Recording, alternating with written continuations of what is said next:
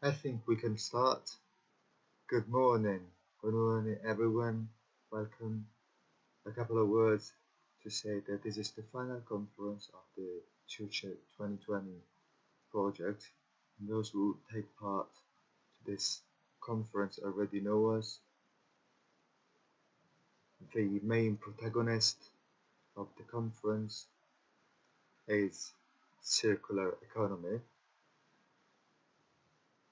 but there is also a second protagonist, that is the emergency that we all lived in a quite tragic way from some points of view over the last year.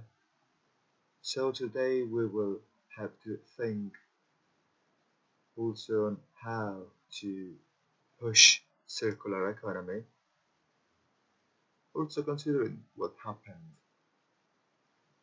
if we need further changes, and how we will have to implement such changes. So for initial greetings, I want to give the floor to Andrea Lavorato, President of ETRA. The floor is yours. Good morning, can you hear me? Yep. So my greetings for this final event of a path that had to last 3 years, but for the reasons that we know has exceeded these 3 years, and we have to rearrange the whole thing.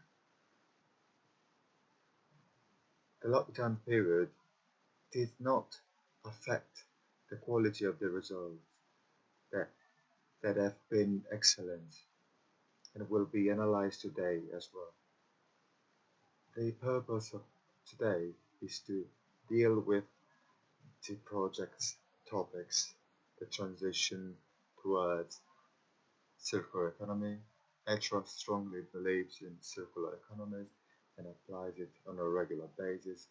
Also, we will talk about the measures implemented by Europe in a recovery phase after the emergency that we lived, and we wish that this will be a sustainable recovery. We will hear speeches by European institutions, but also by entrepreneurs and local categories. We'll be able to examine the topic of circular economies from different perspectives and international organizations that have a long experience in this field. The Church project wanted to decrease the production of waste and to maintain resources and production within the system as long as possible, favoring production of industrial processes on the basis of the principles of circular economy. It is important to say that the final purpose, the complete application of the circular economy through innovative models and pilot experiences, is always a fundamental moment in order to face a sustainable future. We had the possibility to talk with the realities of the territory, 140 actors involved, 30 firms met directly, 10 synergic collaborations, and 10 counseling activities for pilot projects. This synergy allowed us to obtain very important results. And I want to say that ETRA strongly believes in circular economy. I already said that at the beginning. We implement it on a regular basis. Circular economy is necessary in a world that is growing in an extreme way, and population is growing in the same way, and also to tackle difficult moments. And I want to say that man has always been able to seize opportunities from difficult moments, but we have to be aware of the mistakes we made in the past. And if we lose our memory, we will be bound to repeat our mistakes. So sustainable progress is an aware progress. This is our direction, and we will do everything we can do in order to build together a sustainable future. A special thank to all of you for today's event, and I want to give the floor to the next speakers. Thank you. Thank you, President. Today I will give the floor to the Director of ARPA Veneto, is project leader of the Chuche 2020 project. Can you hear me? Welcome everyone. This is the final event of the project that managed, and this will be understood throughout the day, to work in an integrated perspective, to make concrete what would have been something abstract alternatively. We love the term circular economy, but not because we hear it in conferences. We love it when it becomes reality, when it becomes part of the territory, when it is concrete possibility for transition toward a different development model. This has been one of the best things we did in our project, and this is the direction we want to guarantee for the future. The topic of economic circularity and new development model also from the industrial perspective is a priority to us and will always be in the future, also as a tool of support for decision making processes for the Veneto region, not only as an independent authority and body, but also as a possible driver of policies for the territory of this region. Today, we will also mention the Green New Deal topic and the policy of the European Union in this regard.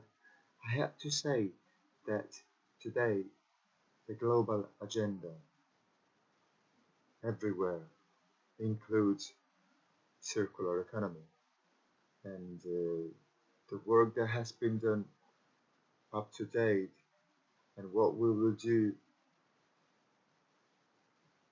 also have a wider background: development of green economy and climate change. In a word, that has to deal and to tackle the pandemic of COVID-19.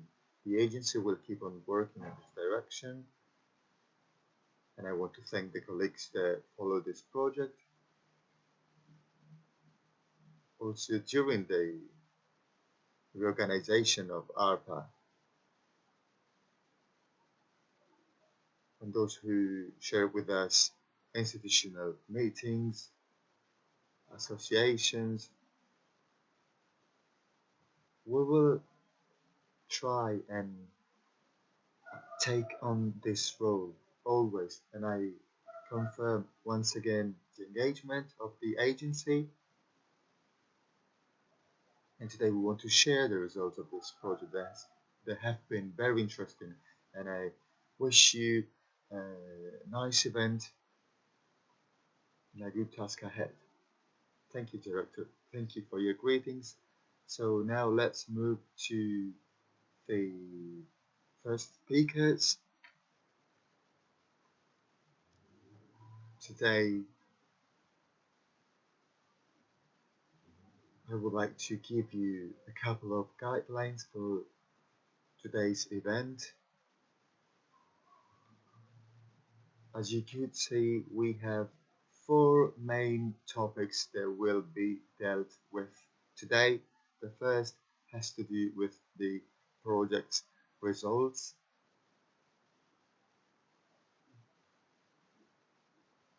We have some insights and results that are good to different extents.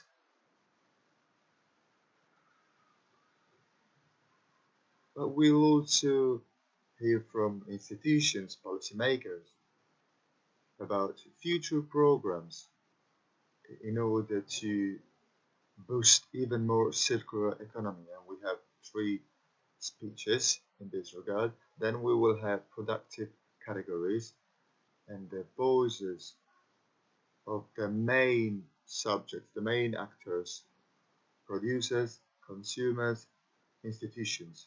The three main subjects that should boost circular economy. And finally, in the last part of the morning, some insights on some specific topics. Also, after the emergency, they have become important, the relation between circular economy and other environmental issues. That being said, a couple of technical suggestions, technical notes.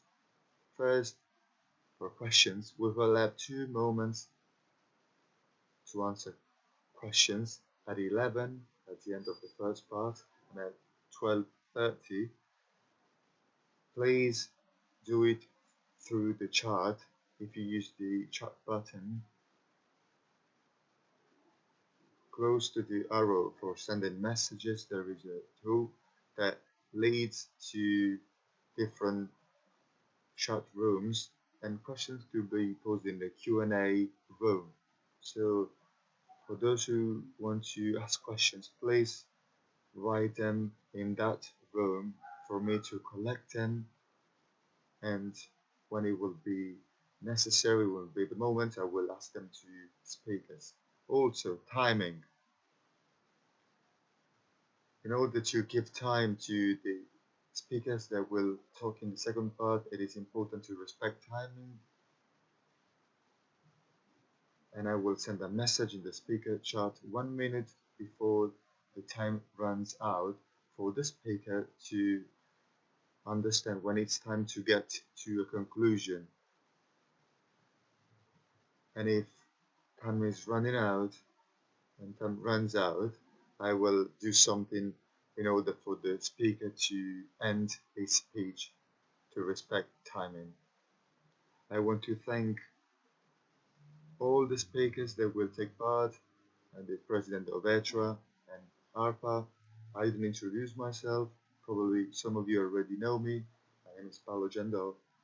I'm currently the technical director of Aqua Veneto, and more importantly for Circe 2020, Mrs. Franz, that followed the development of the project activities from beginning to end. So I want to give the floor to Paolo Littorini from the Commissione Europea. Paolo Migliorini will introduce us the new deal of European Union contents and measures to support circular economy. The floor is yours.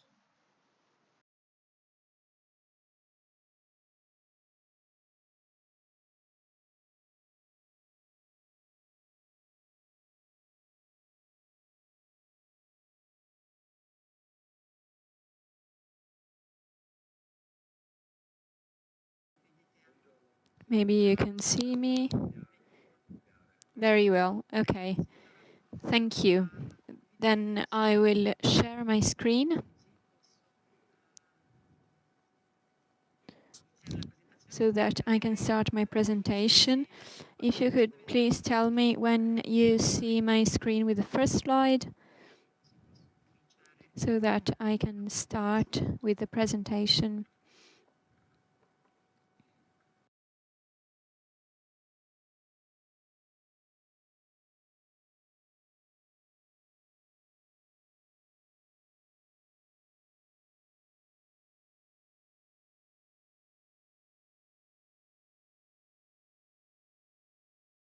Can you see it? So you can see it. Okay, then. I will switch to English as I was informed, and I saw actually in the chat that several participants are actually following it in English. So although I'm Italian, so first welcome to all the Italians, and then a welcome to all the non-Italian speakers at the same time. So I'm very pleased to and honored to be here to present to you, to this final event of the Circe 2020 project, present the latest in terms of policy news or policy events at European level and concerning the circular economy.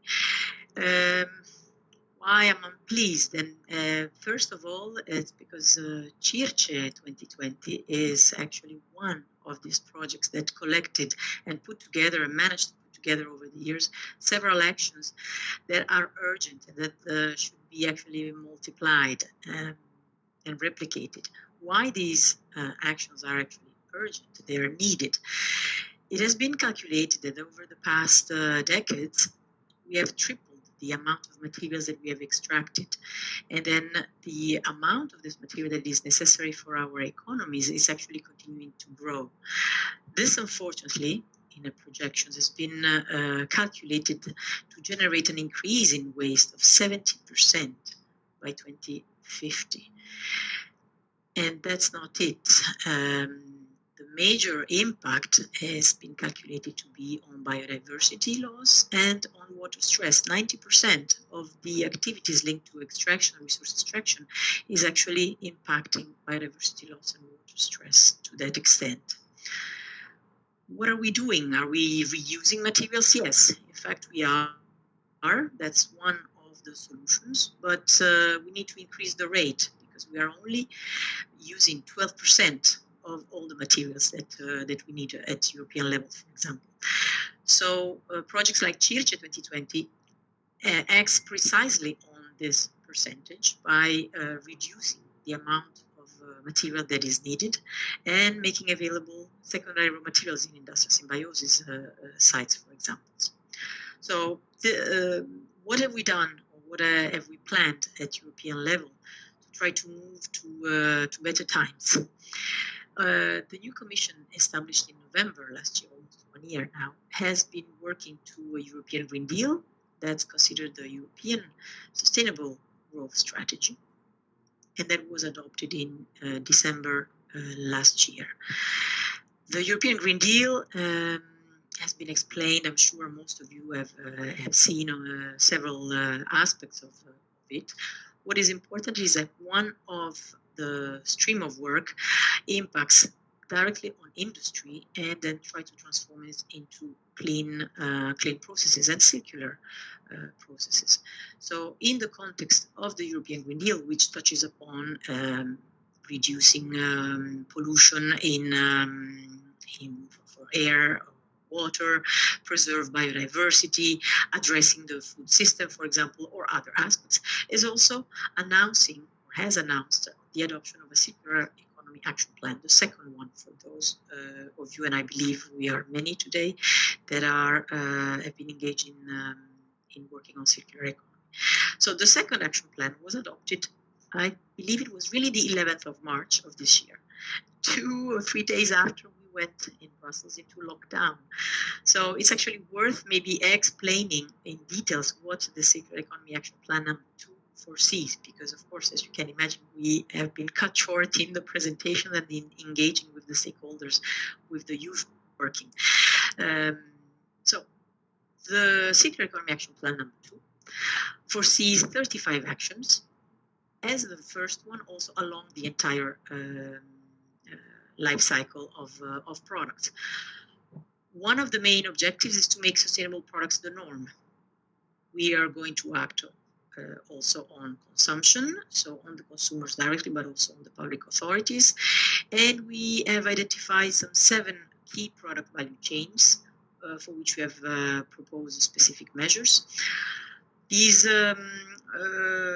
elements of products and consumption, I will provide more details in my presentation. And then at the same time, as I said, we have foresee actions to go a little bit higher up in the waste hierarchy, so not only addressing the recycling, but really prevention of waste generation. We have actions and measures in supports to the transitions to circular economy for region cities, and then citizens indirectly, of course, or SMEs. This is more direct supports with the different funds, being it for research and innovation through Horizon Europe or the regional development funds. And in a difference with the first action plan, we also have a series of actions that we have put forward for leading internationally on circular economy. We started with mainly initiatives on plastics, but we really we have this ambition to become the leader globally of circular economy, and bringing behind us together, working together with other countries on these transitions. The presentation, in fact, that you have in front of you has really several slides. I would ask the organizers to make it available to everyone.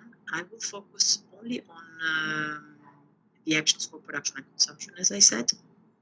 But all the participants are welcome to reach out to me afterwards or in parallel at the end of this event, if in case you want to have more information or details on the other slides. So what I want to really focus is the actions to make sustainable products the norm. We have announced the adoption of a sustainable product policy framework. This consists of three main elements: actions on products, because we have realized since quite a long time now that products break down too quickly. They cannot be reused or repaired or recycled that easily. Very often, new products cost less and they're easy to obtain than repaired ones. And then there are still too many products that are made for single use only. Unfortunately, the COVID crisis has brought a little bit of a resurgence of single-use products, but we are in the process also of addressing those in order to reduce their impact on the environment. I'm sure many of you have seen so many of these masks lingering on in the environment, so we really needed to address.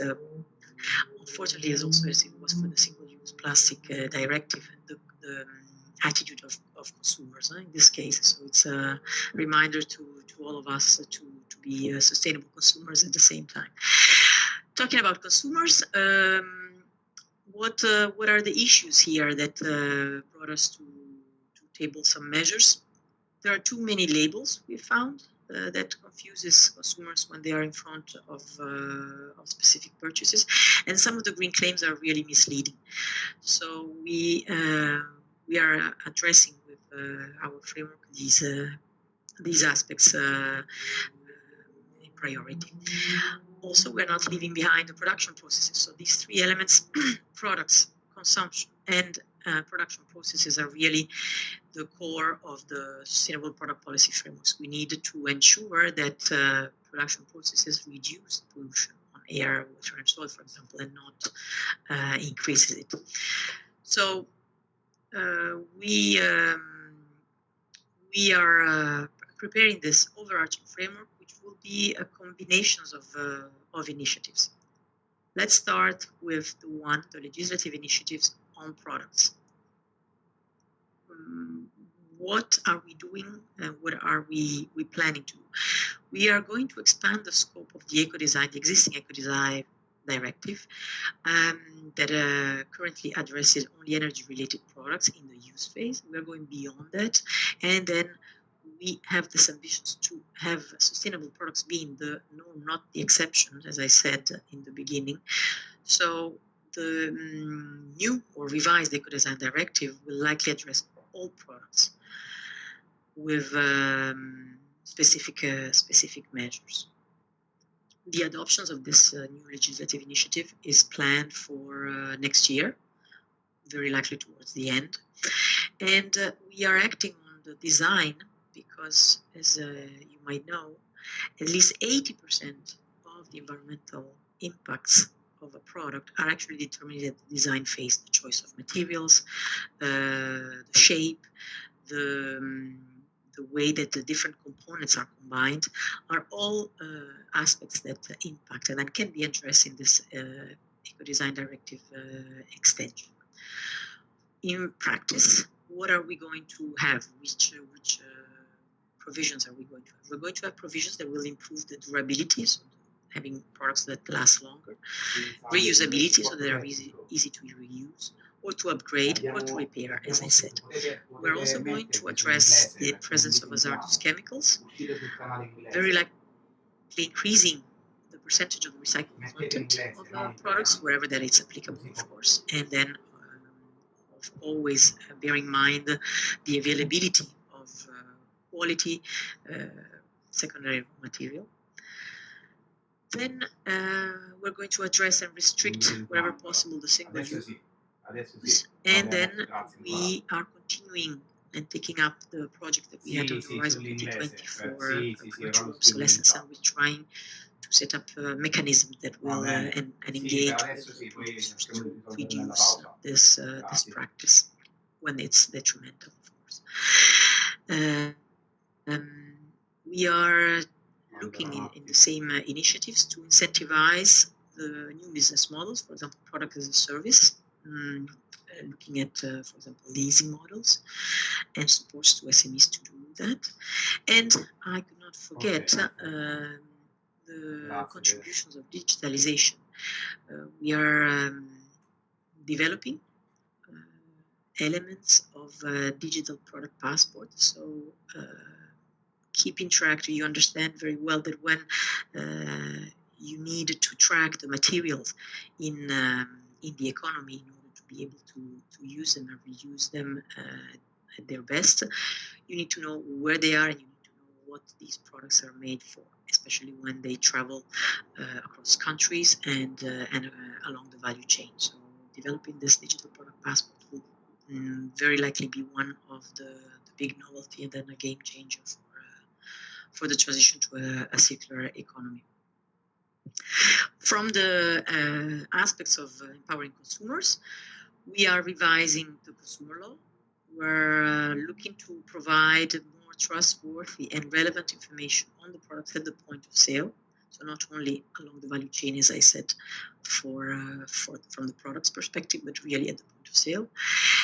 Establish a new right to repair. So we're looking to have several initiatives that will do so. So strengthening in some cases, embedding it into different pieces of law.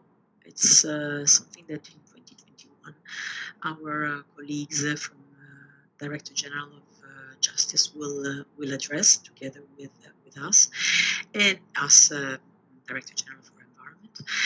And one of the legislative proposals that we're really looking forward and we're really busy finalizing is one that we call it the green claims. So we wanted to ensure that companies substantiate their claims, their green claims, using same methodology, and that would be the product and organizational environmental footprint method that have been piloted in the past 5 years, involving up to 2,000 companies. So we are at the last steps of this legislative proposal, and we're looking to table it in 2021. We have launched the open public consultation last week, I think.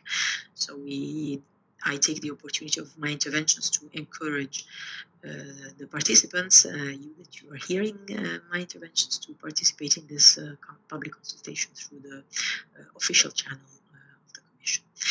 And then we are also looking to address more systematically the same aspects that we are going to address in the eco-design extension, so elements of durability, recyclability, and recycled content in the EU eco-label criteria for the products where these criteria exist.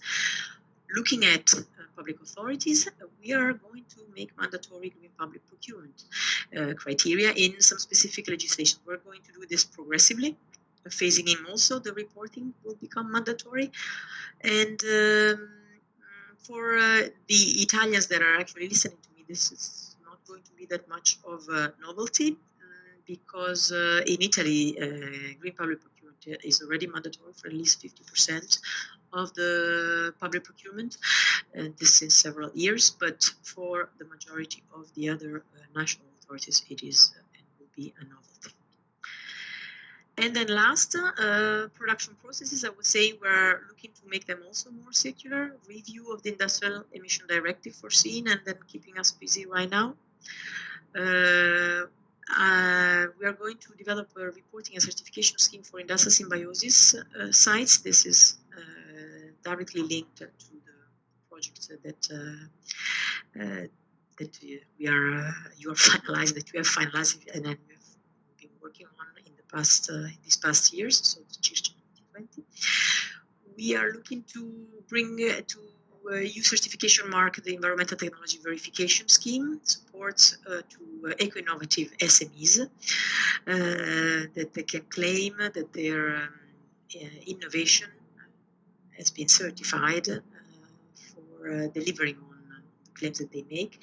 And we have also adopted, together with the industrial strategy and circular economy action plan, so in March, a new SME strategy to give more impulse to the SMEs that are, to a certain extent, the backbone of the circular transition. As I said, and with this I'll close my intervention, the action plan goes with specific measures for 7 key specific value chains. I'll invite you to discover them in the presentation. And then with this, I would close, invite also to follow the development of the circular economy through the official channels. And then specifically, if CIRCE 2020 wants to share some best practices, and I believe you have developed several specifically for industrial symbiosis, please engage with me or my colleagues and then visit the circular economy stakeholder platform and upload your best practices there, so for the benefit of even more participants than today and to the intervenants in the projects. And with this, I end, and I'll give the floor back to the moderator.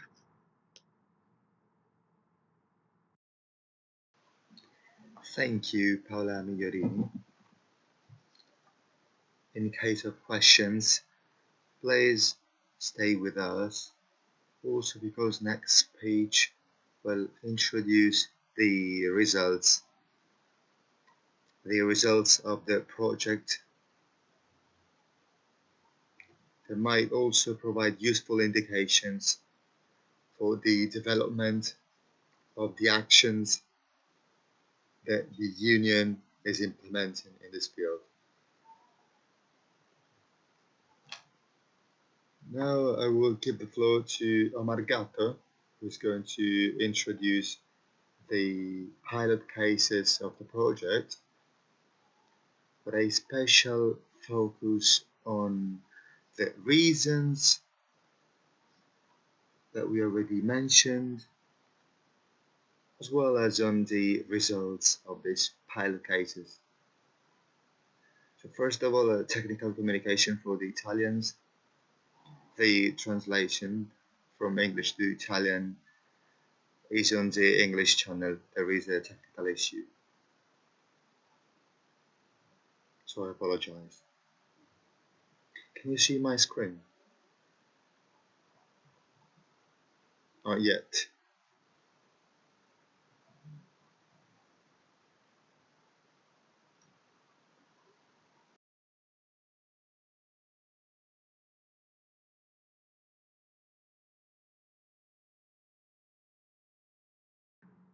Welcome everyone. I am Omar Gatto. I work for ETRA, one of the 2 partners, Italian partners of the project. The project CIRCE 2020 was funded by Interreg Central Europe, one of the European funding programs. It lasted 3 years from 20 to 2017, and now we are at the ending of our work. The aim of this project is to increase the diffusion of circular economy inside the production systems of some areas of Central Europe. The partnership is composed by 8 partners with different roles. You can see institutional one, operative companies, counselors, researchers, coming from 5 countries of Central Europe. It means Poland, Hungary, Austria, Croatia, and Italy. The project can be divided in 4 phases.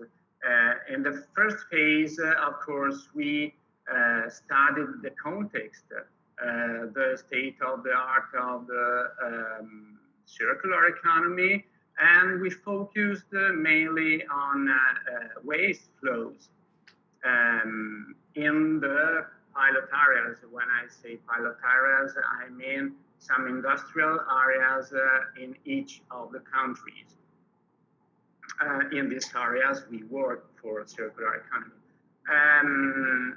After this phase, we started a theoretical development of new solutions to increase circular economy in these relevant flows, producing also assessment in terms of technology, environment, and economic point of view.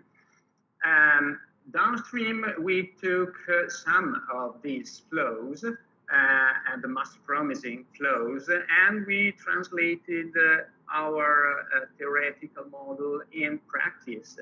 We supported some pilot actions to practically develop circularity. Of course, we had only a few months, and so it was not possible, for example, to build a plant. So when I say support, I mean that we made researches, we searched for solution, we searched for companies that have solution to the problems of other companies. I mean, we developed technological tests, laboratory tests, and so on. The last phase was the diffusion of our experience, and of course, as always, transversal to all these phases, we communicated very much. Of course, for an occasion like this, the most interesting thing we think are the developed pilots because they are technical, very practical. But of course, we worked so much also to increase the awareness, to cooperate with other projects, with the companies, with trade association, and so on. And these are some figures about that work. Okay, now we are going to say something very briefly about the pilots, and I leave my chair to my colleagues, Barbara Zacchin and Giacomo Pieretti, that will delight you very briefly about this. See you soon. Sorry for the inconvenience. So let's go on with the pilot cases. So the first pilot action is plastic recovery from composite polymers, and it involves a big company producing medical devices that produces about 5,000 tons per year of multi-layer plastics. And these plastics at the moment is burned with energy recovery. So the Hungarian partner was able to find a waste company of the same area that owns a process that could transform these mixed plastics to valuable products. And so tests and assessments gave very promising results from a technological, environmental, and economical point of view. So now it's sure that this waste could be diverted from energy recovery to material recycling.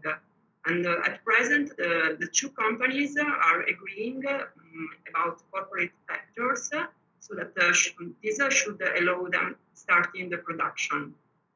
And then the second pilot action in Hungary is about rubber waste from tire production.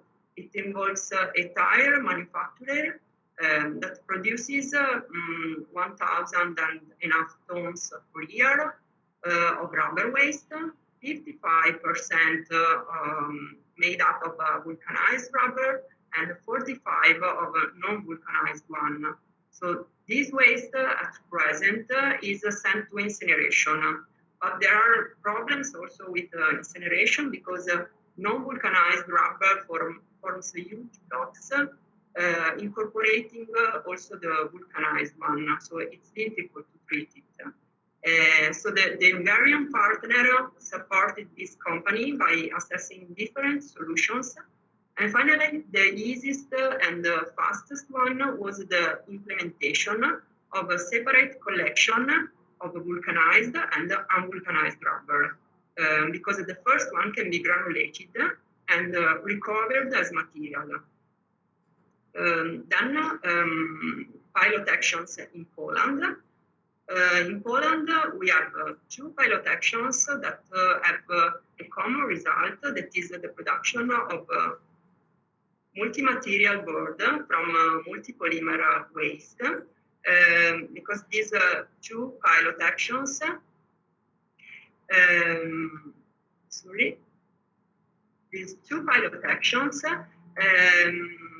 were born from the same problem. That is a great availability of mixed polymers from post-production and consume. And actually, at the moment, they are disposed in landfill. So the project is work on two different factories that produce LDPE and PVC. And plastic waste from these productions is about 20% of the incoming input. So this 20% is the raw material useful for the pilot action. And in fact, it's used to produce multi-polymer panels. In particular, at present, the PVC factory is already producing plastic panels with specific quality standards that will find application in gardening, street furniture, and agriculture. And the second factory, recycling LDPE, will product plastic panels too, but with different composition. And they are getting ready for the production phase. And these panels will probably find application in construction, in gardening, and in fittings. And then pilot cases in Croatia. In Croatia, the first pilot action is the valorization of fish byproduct. In this part of Croatia, that is split Dalmatia County, there are many small and medium fish processing companies which produce large quantities of organic waste. But actually, this byproduct is transported to an animal byproducts processing company far away from the region, and that processes animal waste without separation and together with the other animal waste. So this waste, particularly if coming from bluefish, contains a high concentration of omega-3 acids and proteins, which can be valorized, for instance, in pharmaceutical sector. So the pilot action aims to allow fish companies to reduce their waste and to extract on site raw fish oil sold to extract omega-3 acids, protein flour used directly in the local animal feed market, and water treated in plants. With a simple and inexpensive procedure. So raw fish oil may be further processed to produce omega-3 concentrate for pharmaceutical and food supplement industry. Laboratory tests gave positive results and confirmed the nutritive value of this extract. And at present, the experience was presented to industry representatives and stakeholders that could be interested in this innovative technology. And the other pilot action in Croatia is the valorization of olive meal pomace. In this area, in Split Dalmatia County, there are also many small and medium olive oil operators, farmers, and mills. And in this moment, pomace, that is the waste of olive oil production, is energy valorized or landfilled. And especially in the islands, small parcels make it difficult for owners to energy valorize, but create also logistical difficulties to landfill, to send it to landfill.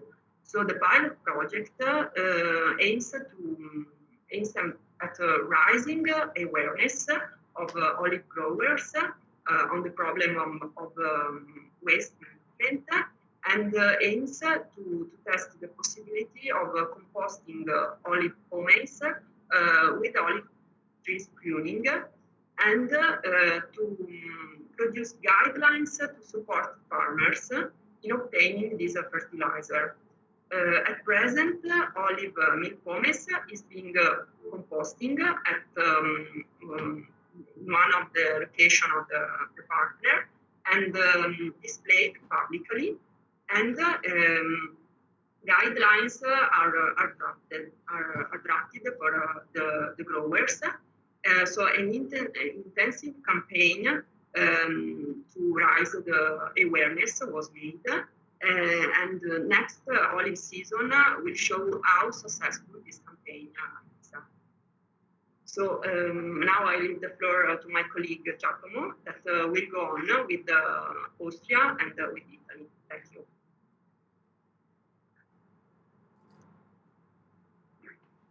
Thank you, Barbara. Hello, everyone. I will continue with the Austrian pilot. ATM, the Austrian partner, focuses on two main waste. From on the left, you can appreciate the mechanical pretreatment of the low calorific fraction deriving from the mechanical treatment of residual waste. This low calorific fraction currently going to an incinerator 300 kilometers far away. Moreover, is around 30%.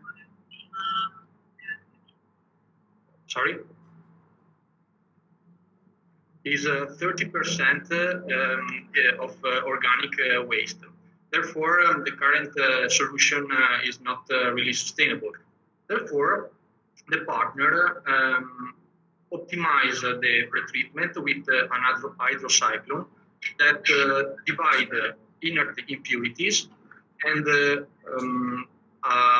a suitable substrate that can be co-digested in anaerobic digestion with wastewater treatment plant sludge. During the pilot, ATM optimized the process and did some tests for the biogas production rate with really good results. COVID-19 emergencies slowed down the motivation of the treatment plant, but the partner is in negotiation to rise up again this motivation and implement at real scale in Tirol this solution.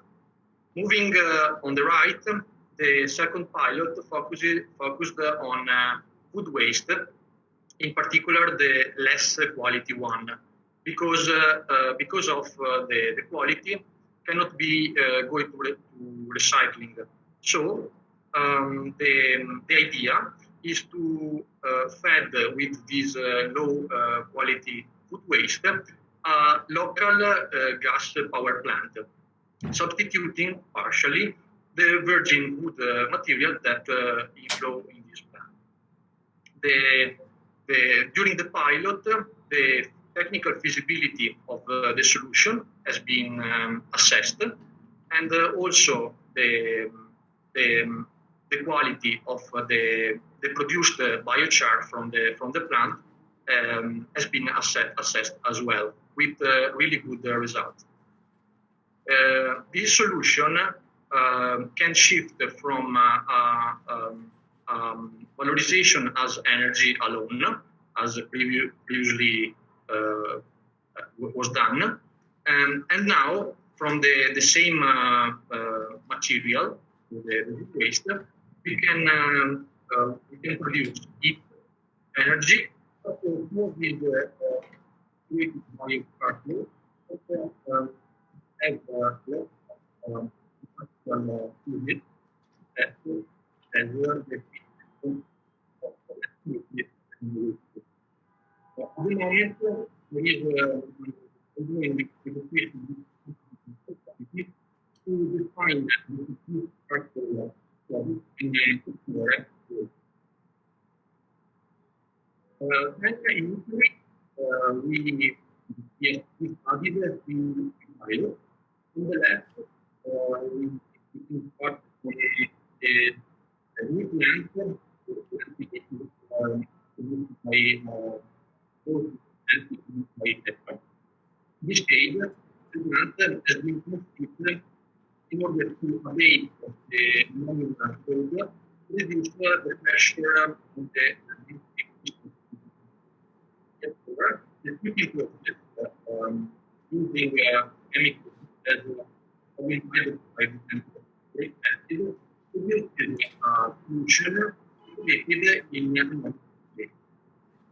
In this case, the product can be used unfiltered or can be dried in order to produce food.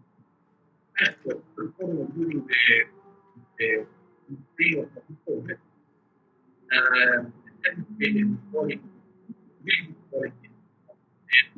it's stored, and moreover, its compliance with the legislation on fertilizer.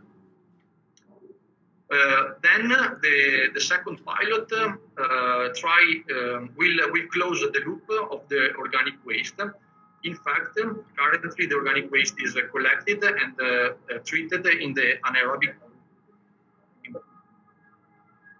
The idea is to integrate this existing one with an upgrading process in order to obtain not more energy, but a material recovery, in particular biomethane, that can be used as a fuel for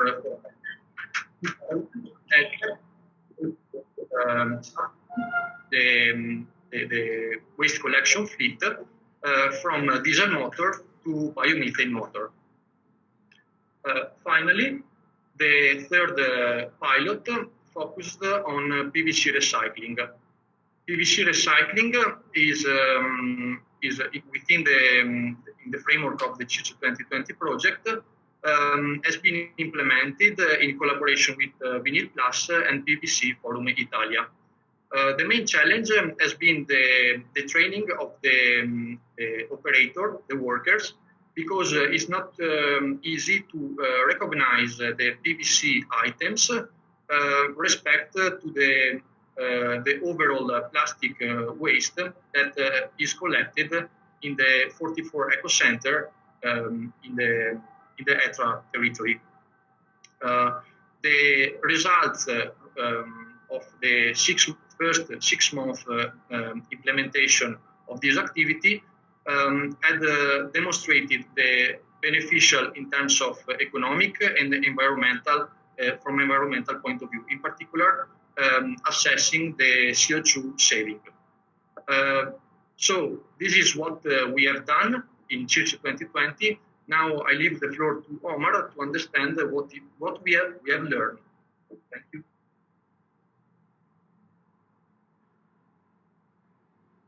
Thank you, Barbara and Giacomo. We are at the end of the project. What will remain? Surely the partners' commitment on circular economy, even just because the pilots will be further developed after the project. And well, after these 3 years of work on circular economy, what are we left with, we as partners? Many things, of course, but some impressions. One thing is that many companies don't know at all what circular economy is, but the practice is. It's very good news because it means that circular economy is more applied, more diffused than we usually think. But it means also that we should rise, we should increase a little bit the awareness about this focus. Another thing is that even in the master-bold system, if you search for something to make it more circular, you will surely find it. Because nobody is perfect anywhere, nowhere. Another thing is that if you want to involve a company in a circular initiative, you must prove clearly that the company will improve its position on the market, not necessarily from the economic point of view. It could be also in terms of market share, management, or also strategy, for example, to get rid of a monopoly supplier. It's a very good thing for a business. But if you want to involve the whole system, you have to rise to a higher level. How can I say? You have to guide the market. What I mean is that to have a general adoption of circular economy, we need a great deal of political and planning work. For example, through the intervention on the market, we know Sept directive or plastic bags banning, setting goals. Just for instance, the percentage of waste recovery. We need also, of course, a coherent policy of incentives and disincentives. But to improve, to boost the circular economy, we need also to be braver. And I think that is very important is the internalization, would be the internalization of the externalities.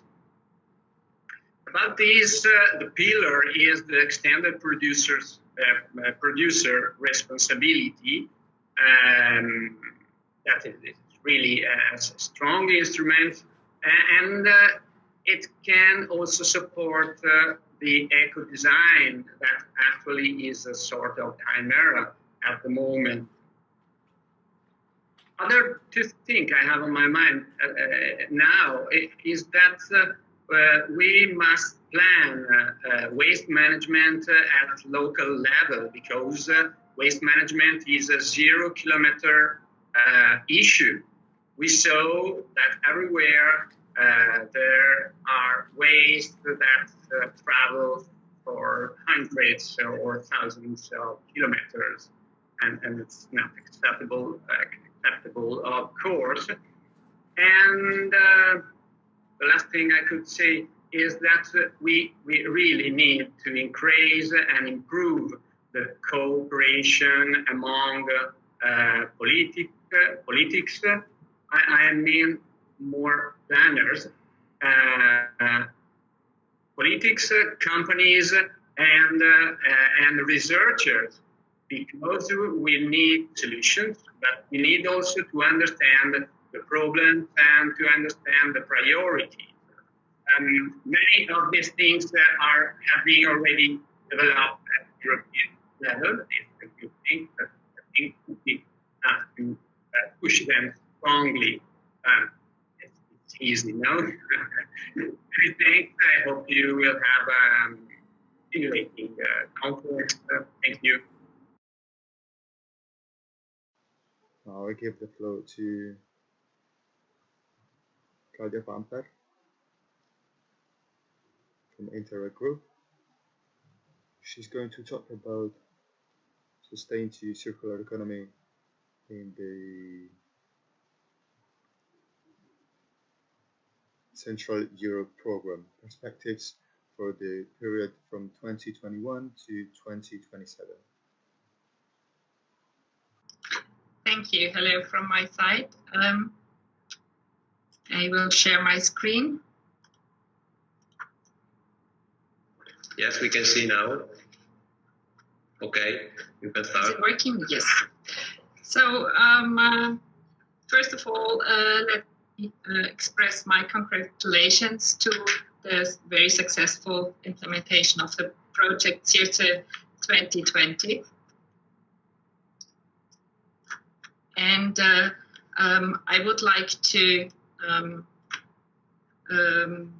give a short insight on the current program period and an outlook to the next programming period, because this programming period is coming to an end.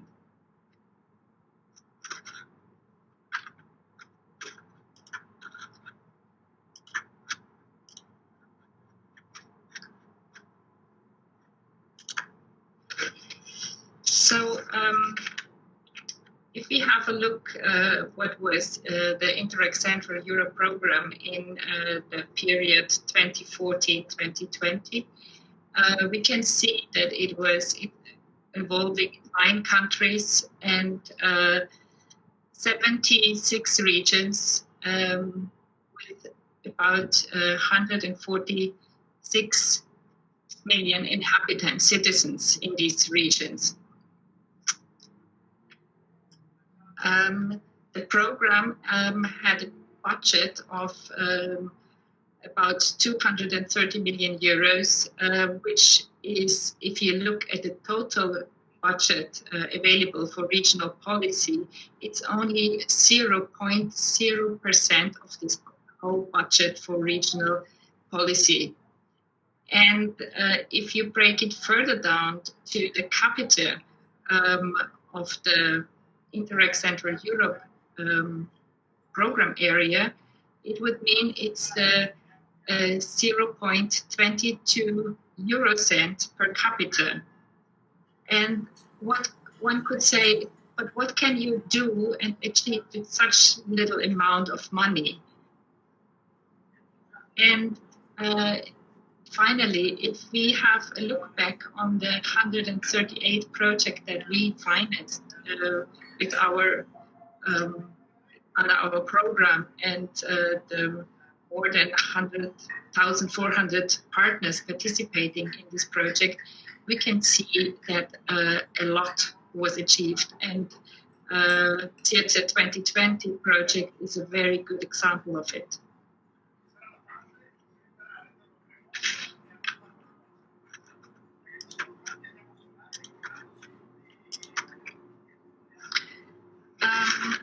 So the project that we funded under the topic of waste management, project contributing to reuse and circular economy in particular, we can find a few projects. One of these projects was your project, and I will not go into further details because we learned quite a lot of your project today. We had another project which is called CVC, City Water Circles, which was focusing on municipal water management. And they tried to introduce a more integrated approach, a smart approach in order to manage municipal waters. And in order to achieve these, they focused on circular water management approach. So they, within their project, also had a focus on urban rainwater harvesting and utilization and grey water recovery measures.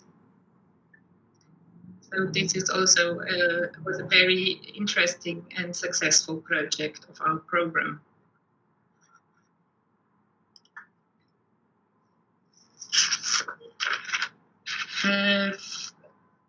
I would also like to highlight the project Strefova, which was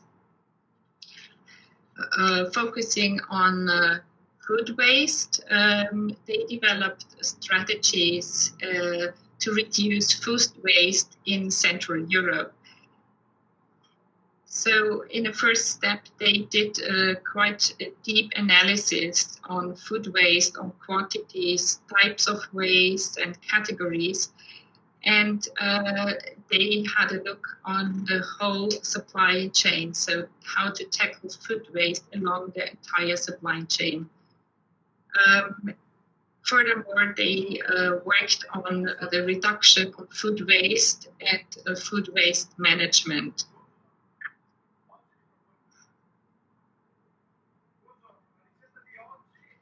And finally, we had the project supported, which is called Surface, meaning Smart Urban Reuse Flagship Alliances in Central Europe.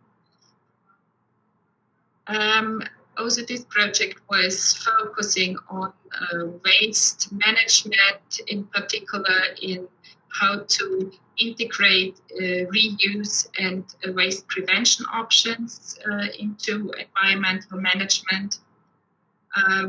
They worked on more or better harmonized and evidence-based decision-making in the field of waste prevention and especially reuse.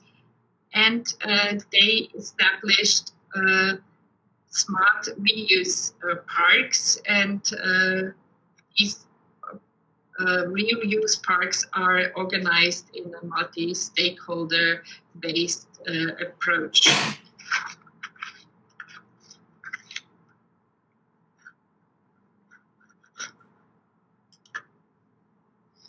So since the current programming period is coming to an end, and we heard already from the presentation from the colleague from the European Commission that currently the new programming period is being prepared.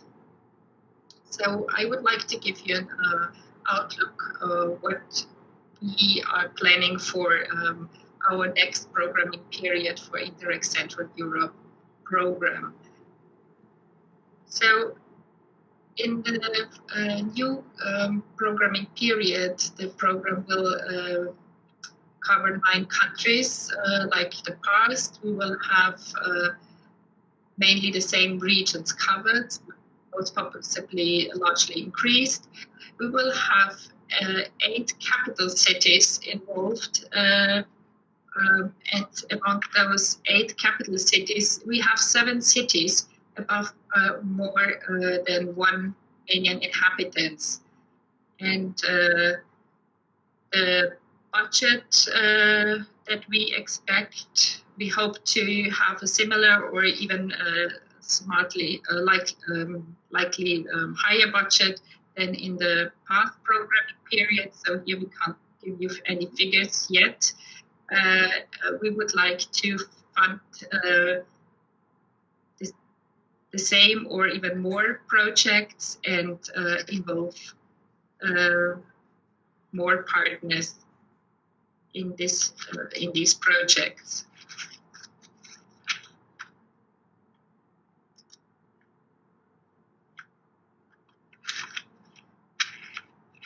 How is this program set up? How are we? How is the approach to do the programming? So in this period, we tried to have an even more inclusive approach, involving all the stakeholders. So already in autumn last year, 2019, we started with surveys on territorial needs and challenges involving the regions. We had a participatory session at the Regions Week, and we had workshops with thematic experts to further elaborate the topics that the program should focus on, and to see what kind of priorities, specific objective, and action should be supported.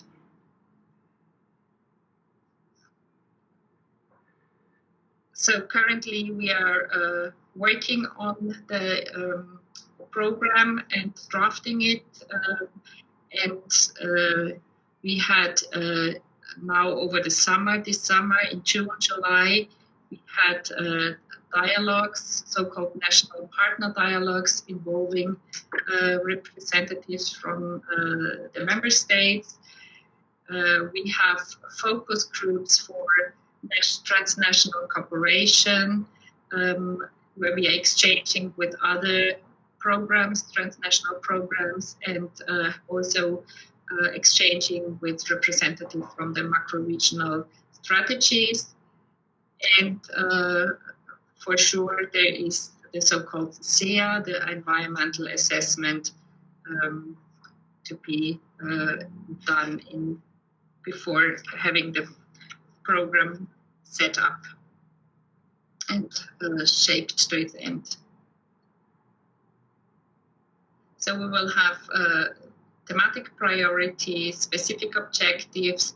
We are giving examples of actions that we will support, and the target groups that we would like to reach.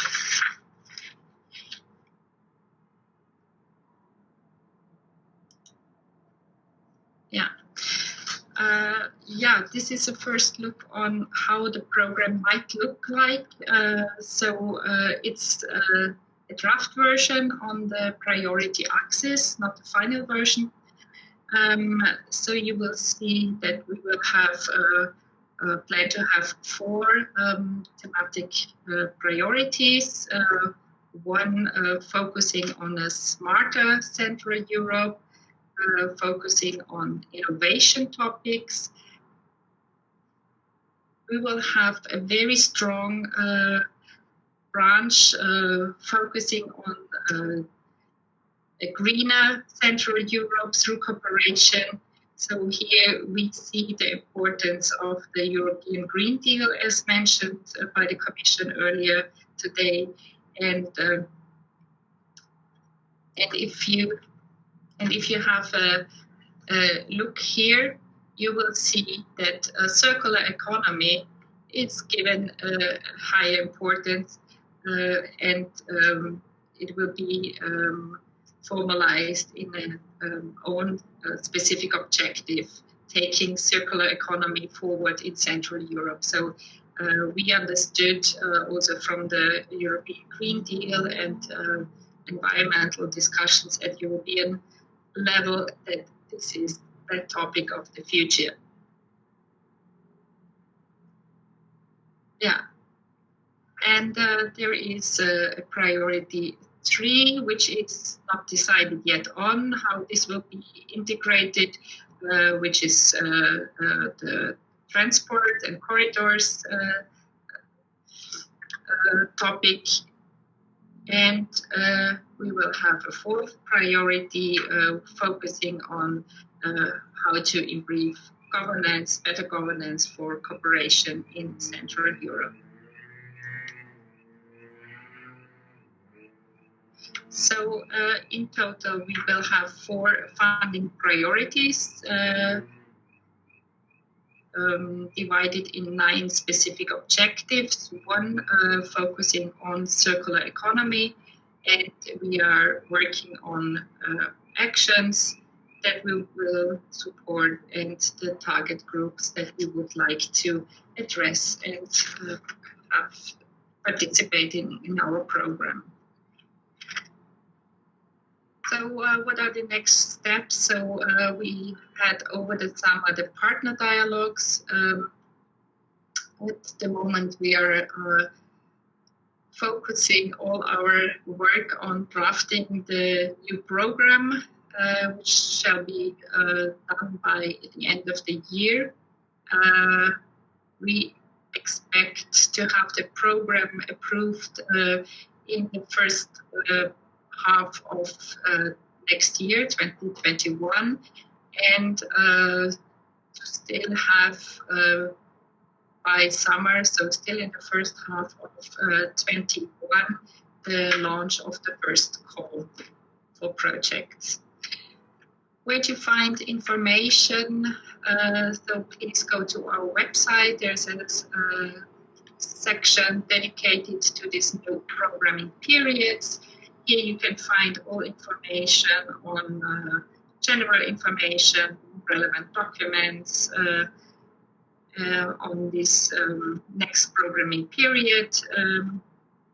You will find a summary of the draft program strategy. You can also download the European Commission orientation paper for our program. And there is the analysis of the main territorial challenges, needs, and transnational cooperation potential in Central Europe available for download on the website.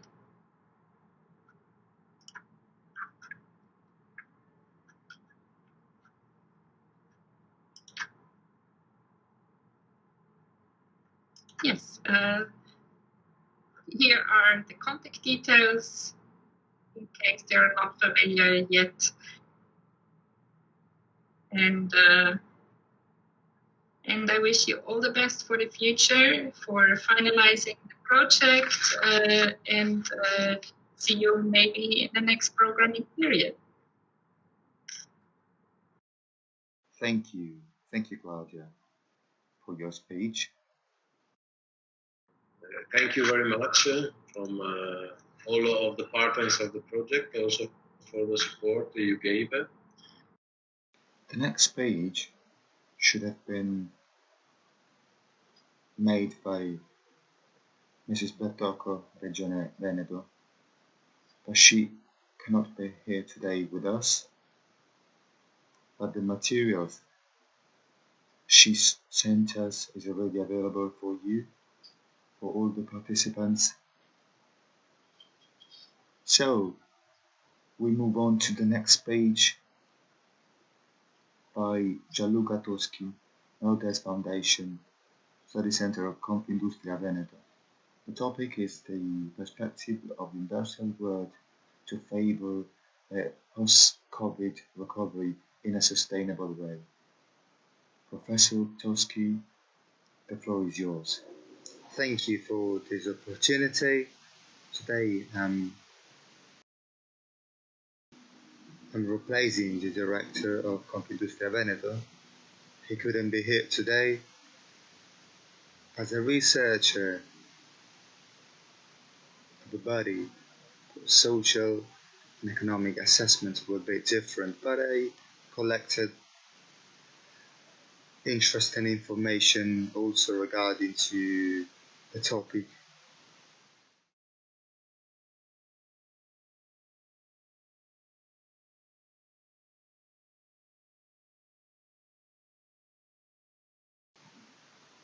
So let's move to the presentation, to the core of the presentation. So here we are.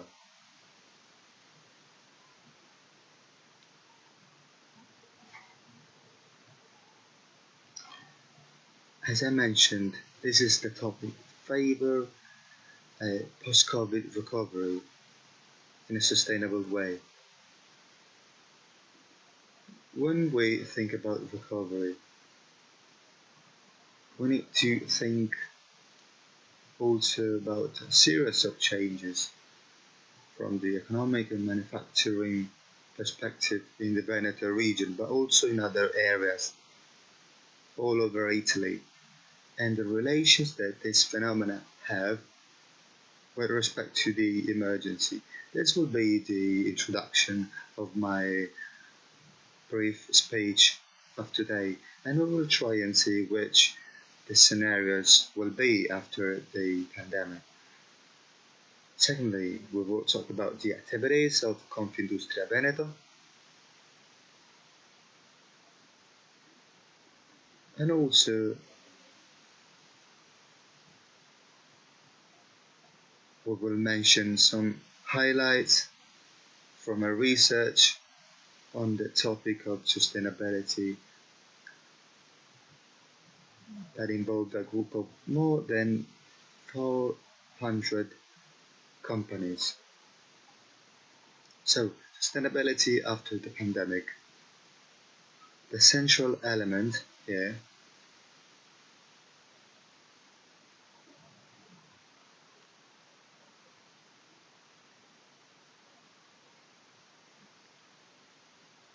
so these processes will lead to a change related to sustainability, and we need to think to a central element affected by sustainability: the change in the global chain of value. With my students at university, I always propose a metaphor to explain them. If you drop a phone or a laptop and you had to place a different flag for each of the components, you would have many different flags for the components of the dropped laptop or phone. So all of these items and components are produced by companies based in different countries. This is very important for us. Also, in a background of international relations from the 90s to today. The golden era of the value chain, the expansion of value chains, took place after the economic crisis of 2008. What is happening? Now this phase is over and there is a new phase of relocation. Will be characterized by strengthening of reshoring processes.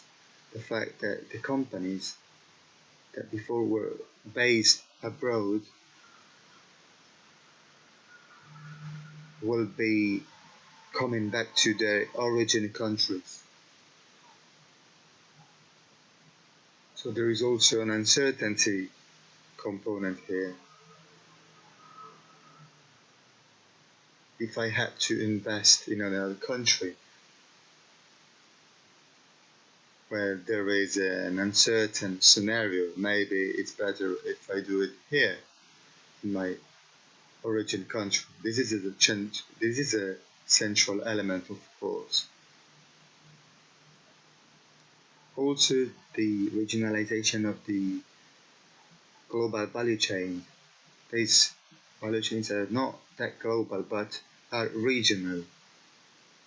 I'm not talking about regions like Emilia-Romagna, but macro regions.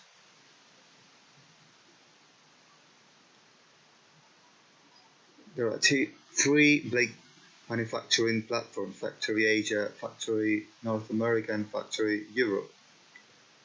And also important flows of reshoring and nearshoring.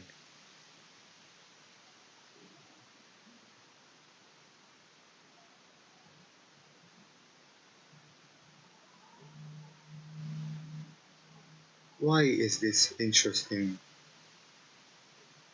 in terms of sustainability, because the risk has increased on the one hand, and this kind of investment are affected by risk, but it's not the only element. Also, we have to consider that many technologies, robotic technology, industrial technology, allow localizing within territories where the labor cost is higher, and through the automation of processes we can have benefits for being localized close to the final market with restricted and limited labor costs. Also, there are other reasons that are related to the issue of sustainability. The image of firms, the image of companies, they are becoming more and more sensitive to the consumption preferences. And this is an important element that drives the consumer's choices.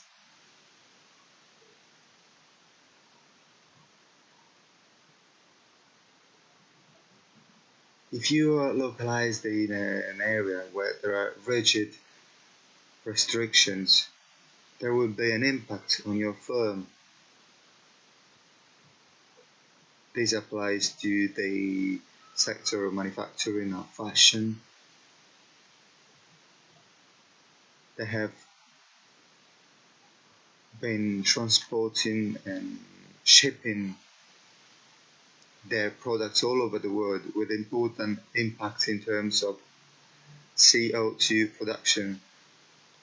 There is also the issue of traceability and tracking, also in the fields of food production. And this might lead to some choices of relocation. What did we do? What did Confindustry do in this field?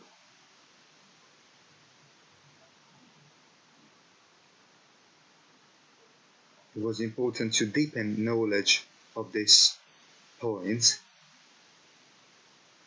and I will give you figures of the research that we made.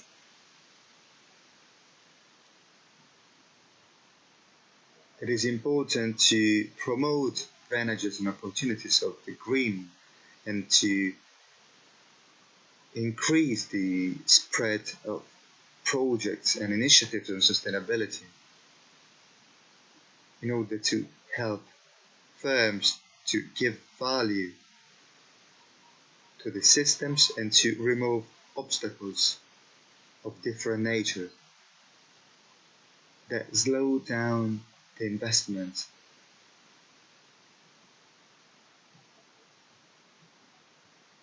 And also we need to counsel them to help them towards this transition. These are some of the activities that we did. As performance project, Compra Verde Veneto Prize. These are some of the activities that we carried out. This is a particular case that we had. And these are some highlights. Lastly, to respect timing, some figure of sustainability northeast, nordest. We made a research on the level of diffusion of awareness in terms of environment and also on the social perspective with reference on the economic aspect. And this is an important element. We interviewed a sample of more than 400 companies based in Veneto, 67%, but also in Friuli Venezia Giulia. An interesting data is that over the last 3 years, 62 firms have taken and started policies related to environmental sustainability on a voluntary basis.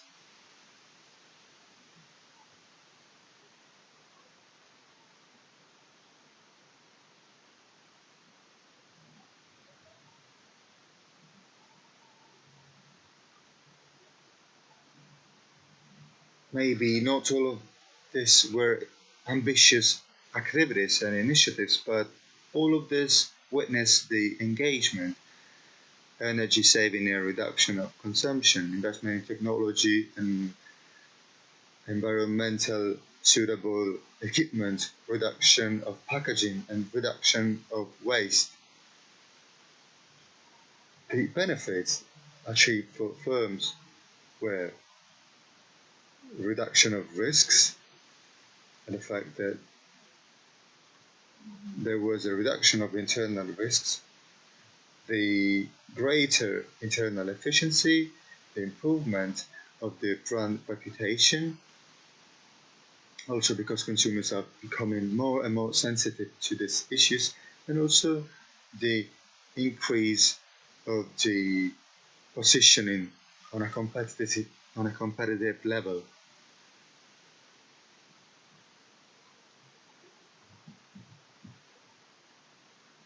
What was also interesting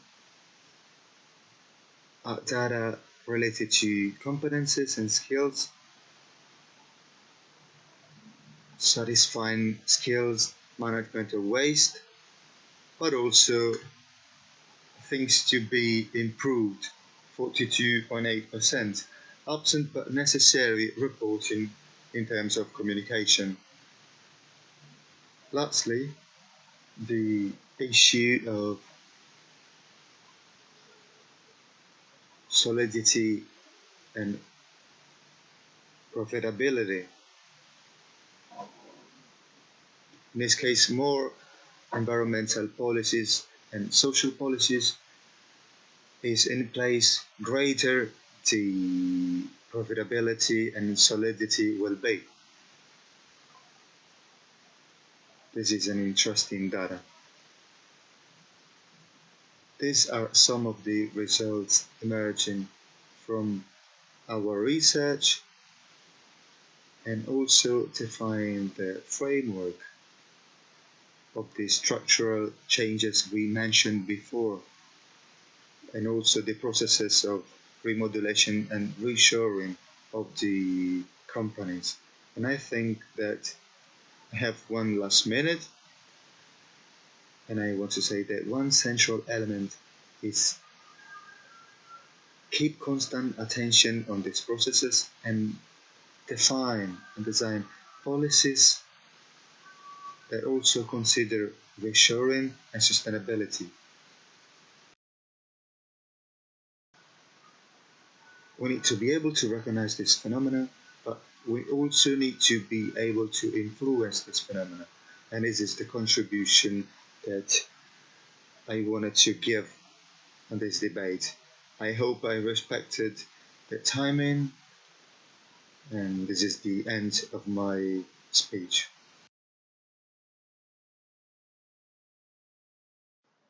Thank you, very punctual.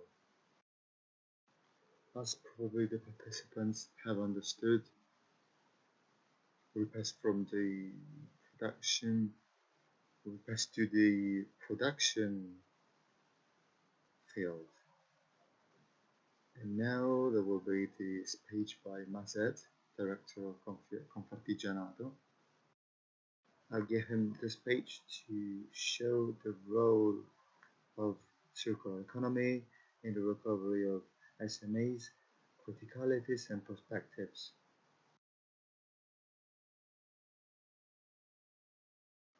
Can you hear me? Good morning, can you hear me? Yeah, perfect. Good morning everyone. I don't have slides or materials. My purpose is to provide food for thought in some concept. I will give some highlights on some topics. There is a small introduction I would like to give. The words of economy in the past had a conflictual relationship with topics such as interest in the use of environmental resources in the field of energetic resources. I want to make a consideration.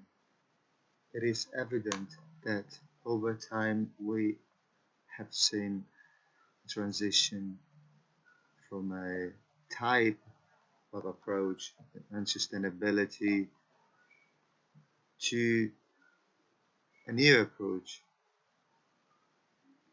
This project underlines the systemic and economic dimension of this approach. It is evident that the sustainability and educational perspective of this approach led to results that were important from certain perspective, but not significant from another perspective, from a quantitative point of view, also for the intensity of the changes that were witnessed, that leveraged on a push that was not enough.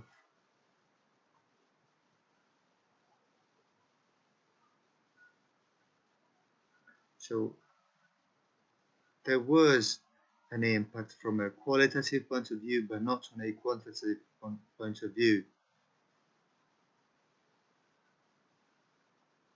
Because there were many influences also in terms of transport within the cities.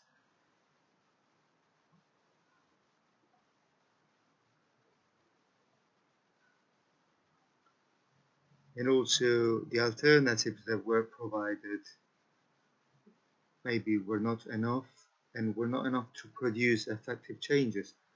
On the other hand, it is necessary to accompany individual action with effective availability of alternatives. For example, we know that food production based on animal proteins is very impactful, and it has profound consequences more than other factors, and there is the need of a market that presents alternatives. Of course, from these perspectives, it is clear that what we need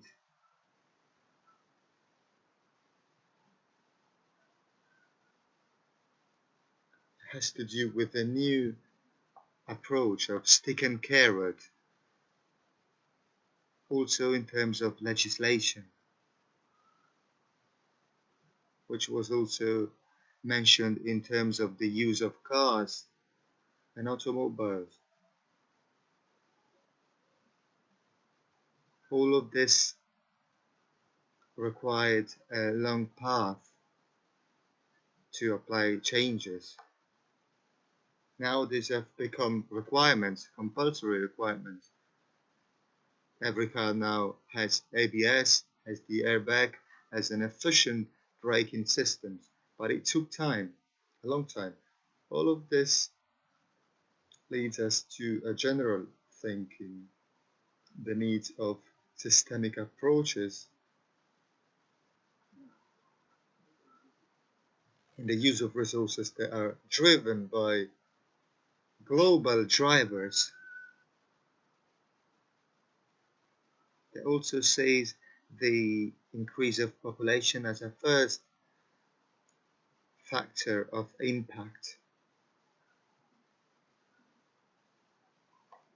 Over the next years, there will be another increase in population. And if we don't remember that the first risk factor is the population increase itself, of course, we will have some issues.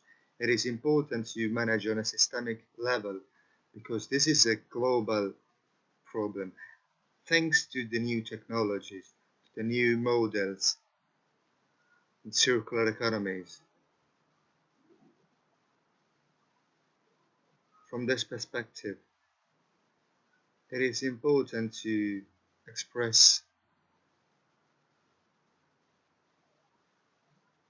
our agreement in terms of the centrality of the development of circular economy.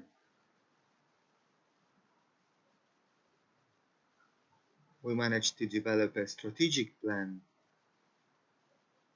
to focus on sustainable development in 2018-2019. We had a specific plan for circular economy with seminars for insights to prove that we are facing a transition phase that will lead us to growth. And we will also have to consider the regulatory aspects when organizing a company, a firm.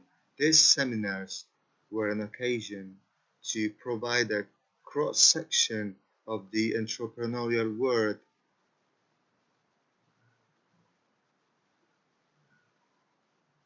There were also many cases of interesting initiatives, always in the fields of circular economy and sustainable development.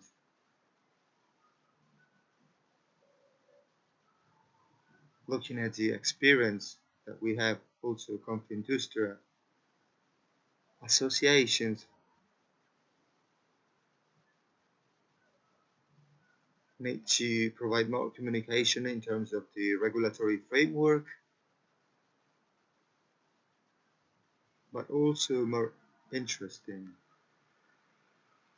is the fact that these firms are a proactive part of the whole process.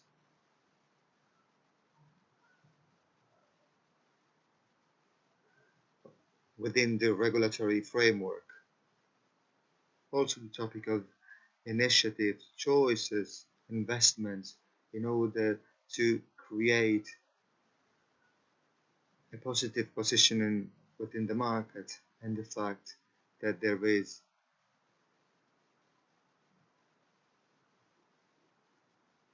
an engagement to maintain the relationship within the chain of production.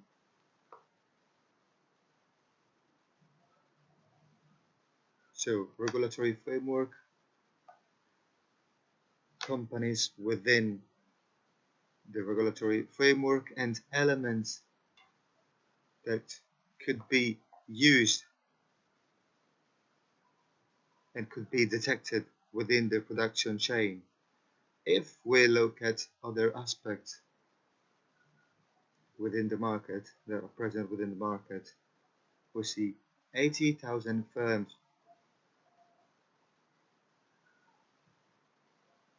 in the manufacture field, in the building field, preparation, maintenance. It is evident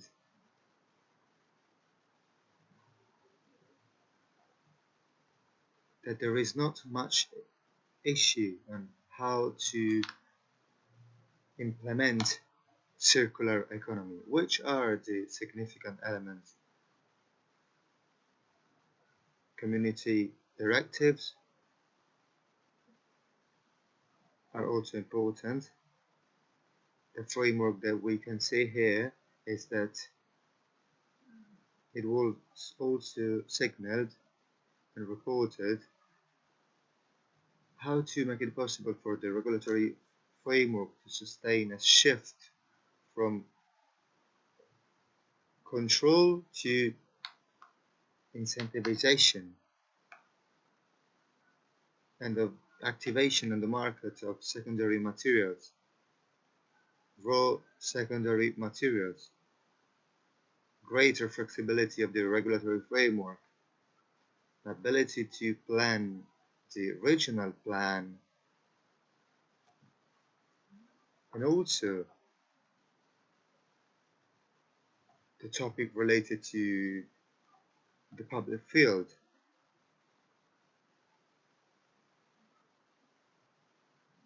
Sometimes we have some contradictions within our field. Also, the cost of the activation of an economy connected to the use of secondary materials. Which are the priorities for us? As far as SMEs are concerned, to push public policies towards something that gives privilege to this new approach, to these new processes, to go beyond the old vision.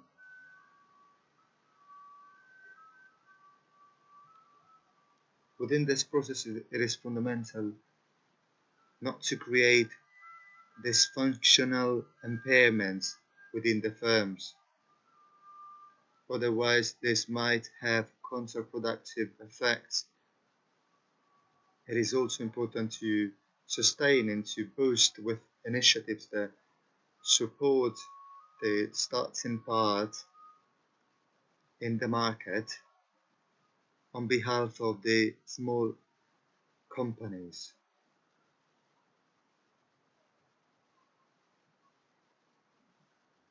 Always within the dynamics of the field of the sector in circular economy. The challenge is to include also small firms, considering their importance within the local territory, and to maximize the activation of an economy based on the full cycle of resources. Incentives will be needed, stimuli also, and lastly, I would like to say that it is an important moment on a regional level for the structural funds. We will be present at the round tables. What emerged during this path is that we will go step by step with green economy, but it will be important to consider the regulatory framework and the agreements that will have to be interpreted. We will have to interpret this market transformation.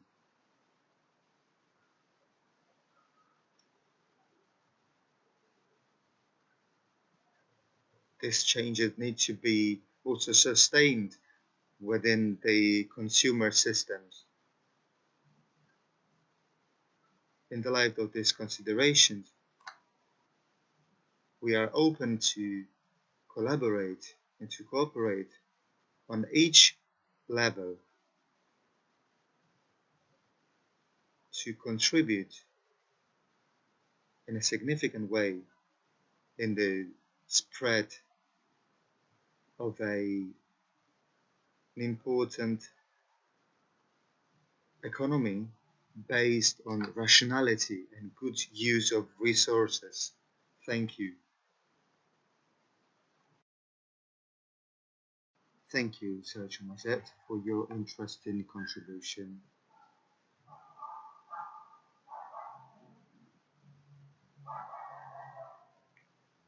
So, hopefully, there will be space at the end for questions, and the speakers will be here with us. And I hope the participants will ask questions.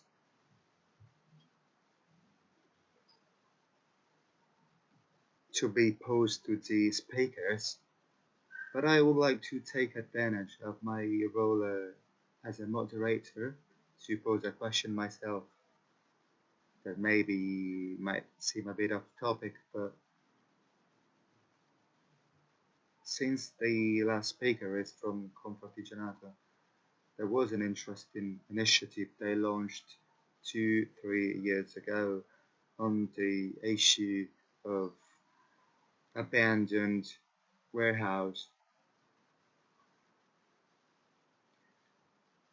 This is an aspect of circular economy, because circular economy is not only about recovery, waste and prevention of waste production, but also we deal with limiting resource uses and also preserve resources for a sustainable use.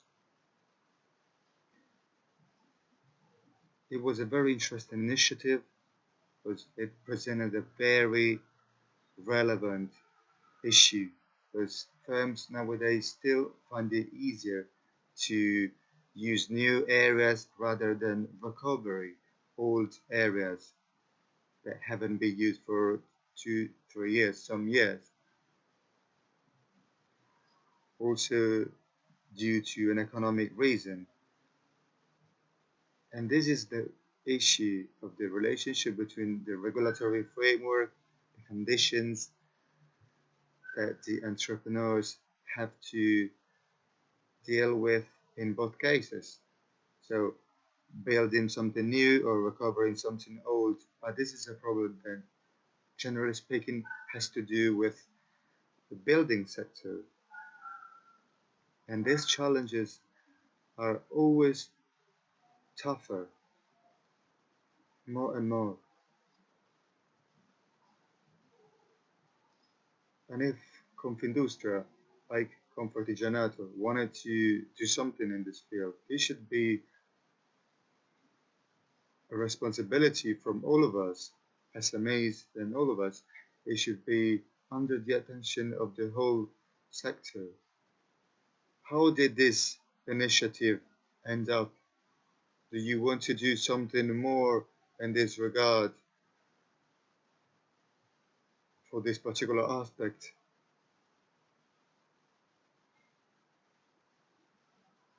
When presenting the results of the survey proposed by Confindustria, I noticed also in terms of the questions that were posed to the speakers, there was more attention on respect of regulations of the products that were sustainable rather than an attention on the initiatives that want to modify the production processes for maybe an adoption and research of processes that are less resource consuming and maybe can use more recycling materials.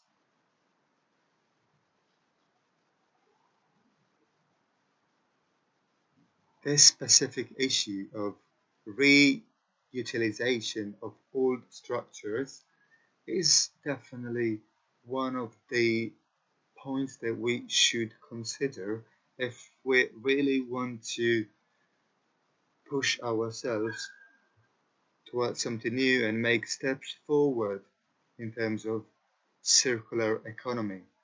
Sergio Mazet is ready to talk, so I'll give him the floor. Yep, thank you.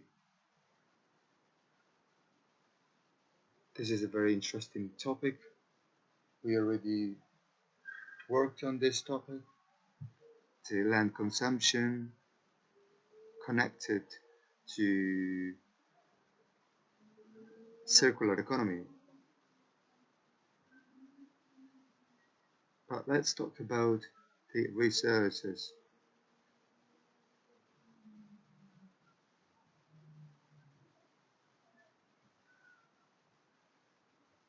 What are what production waste are and products are a very significant issue. We need to maximize recovery,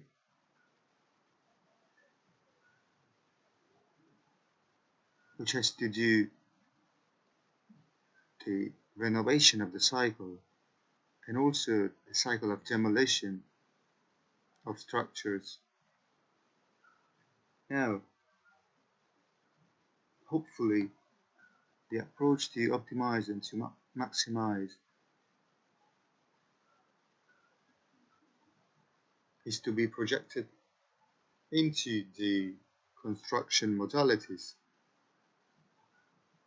in order to adopt a new perspective, a cyclical perspective for the building, also facilitating the processes of selective demolition.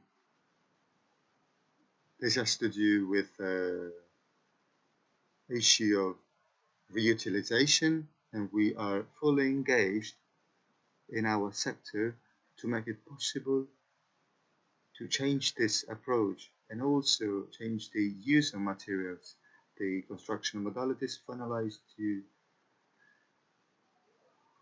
the creation of a new cycle, and hypothetically reducing also the impact.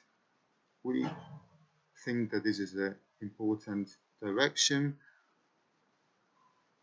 We are working with the region for the analysis and the mapping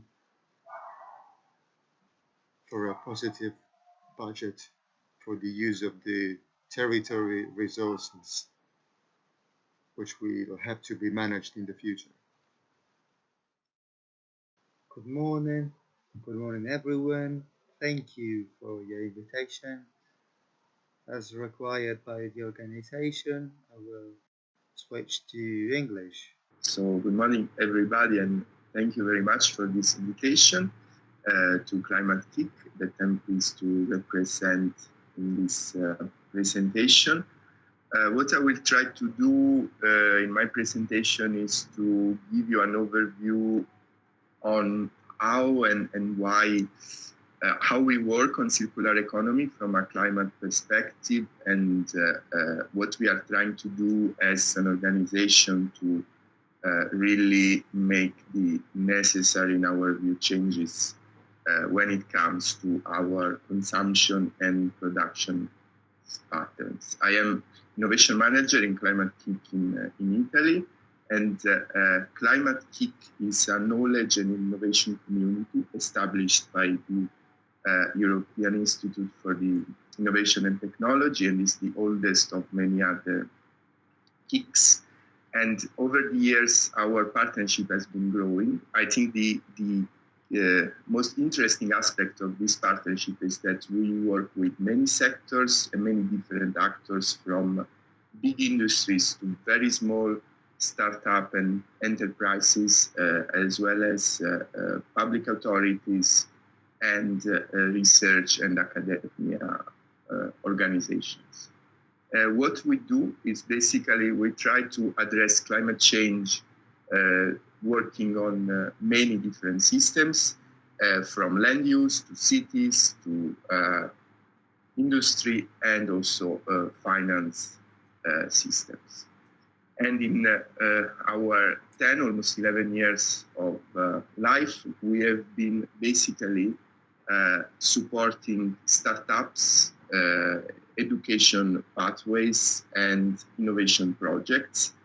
And we have been also learning something. For sure, we are active in the circular economy domain. And our key point is that the circular economy is really crucial to be developed across Europe for reaching or for helping us to reach the 1.5 sustainable degree world that is needed according to the IPCC report, which I will mention later in these slides.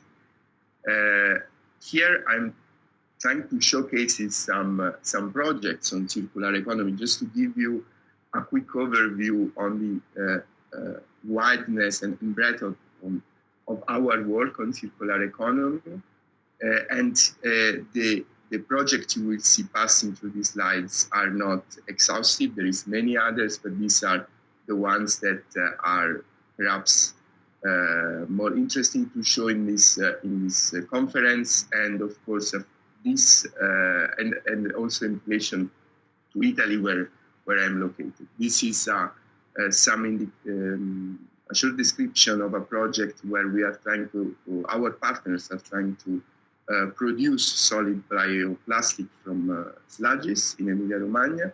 We also work on e-waste, and the InnoWe demonstrator project, I think the key feature is that we, in this case, are looking at behavioral aspects. So why citizens don't throw e-waste, and what we can do to incentivize a different behavior.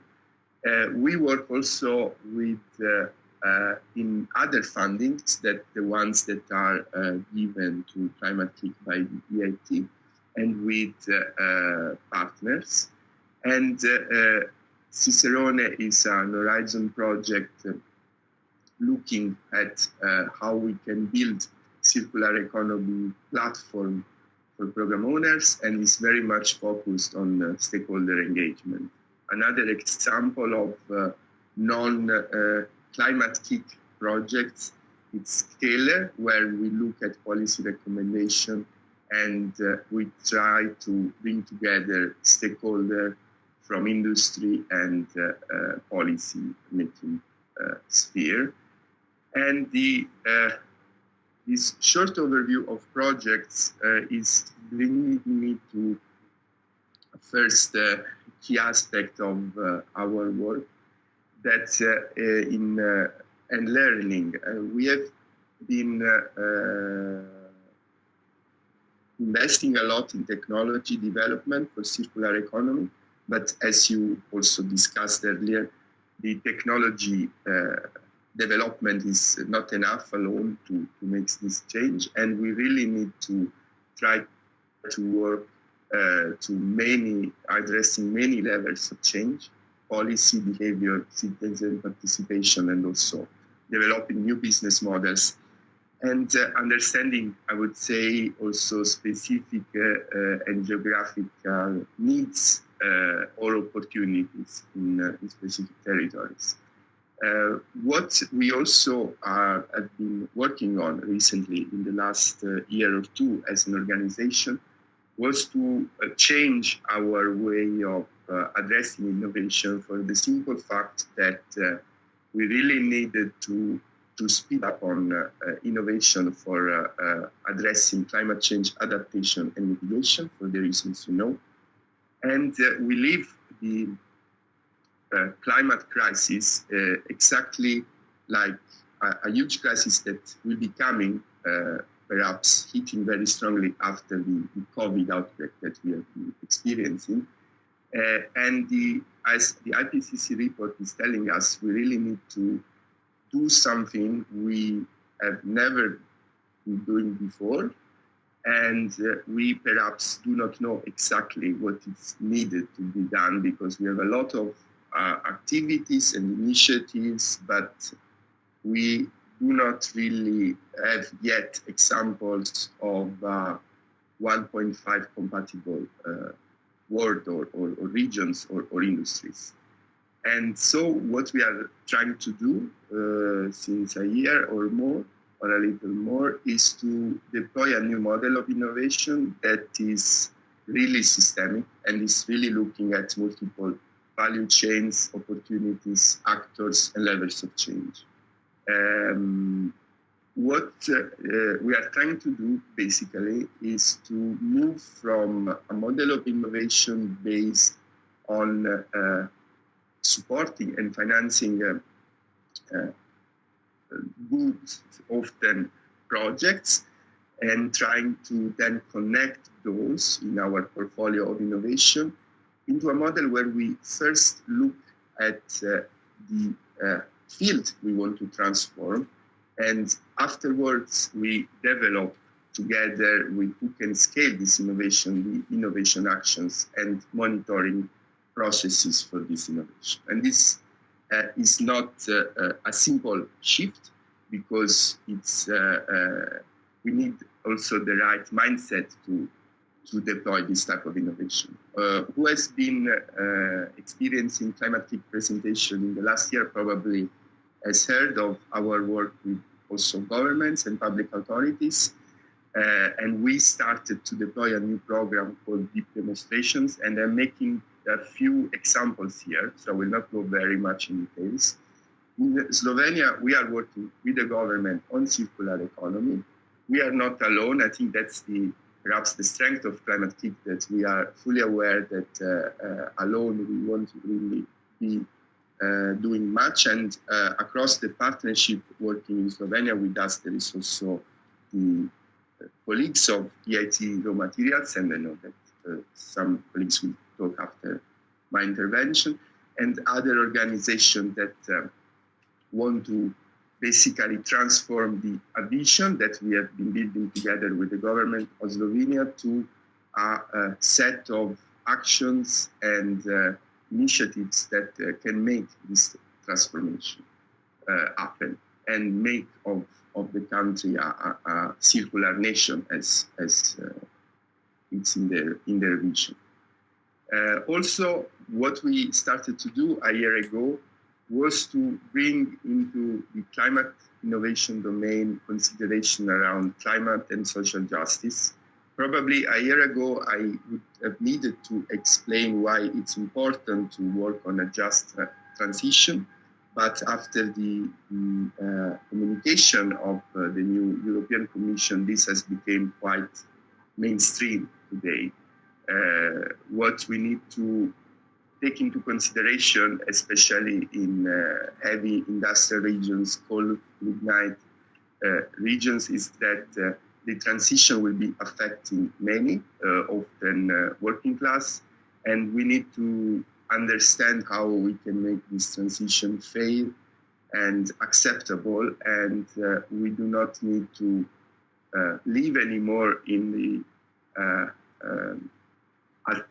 trade-off between health and jobs or environment and jobs. And I believe that in Italy we have many cases, many areas, many regions and cities where this just transition is really needed. And we started working in a very different context in Italy, in Poland, and in Spain with different, we call it challenge owners, from regional governments to corporations, cooperatives group. And we started since last year to really understand what's the vision and how we can frame around this vision needs for innovation and innovation opportunity. To use the words of our CEO, we want to build with this deep demonstration some examples of what is possible and to show that the 1.5 degree world is actually something possible to do in time. In this slide, I am giving a little bit more details on the innovation methodology we are trying to deploy. And as I also anticipated, basically we are trying to build a vision together with CEOs of major companies, mayors or regional leaders, define together also with the partnership that is with us on this journey, where and how we can play a role in catalyzing a transformation. So basically we take into consideration what is already there, and we are not saying that the incremental innovation is not good. We are just connecting with a different way of doing innovation. And then on this basis, we intend to orchestrate a portfolio of innovation actions that are really connected, and we can connect them and we can understand if these innovation actions are really bringing the transformation and the impact we want to see. And this is my last slide, that is basically the same you have seen before, but I believe it's the one that is really showing most than others the difference or what we are trying to do with some challenges sometimes in terms of how we do innovation with our partnership and also with the external world. And my this was my last slide, and I thank you very much again for your invitation.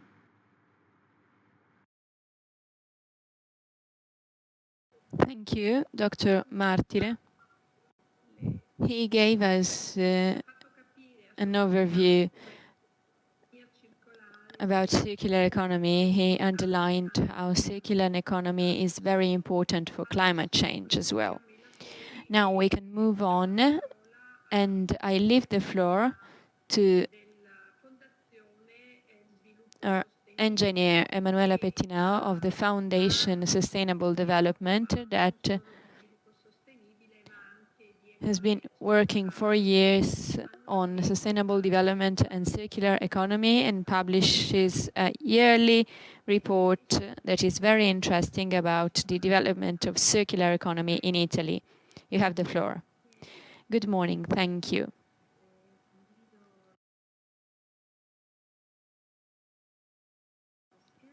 I'm going to share my screen, and I will start with my presentation.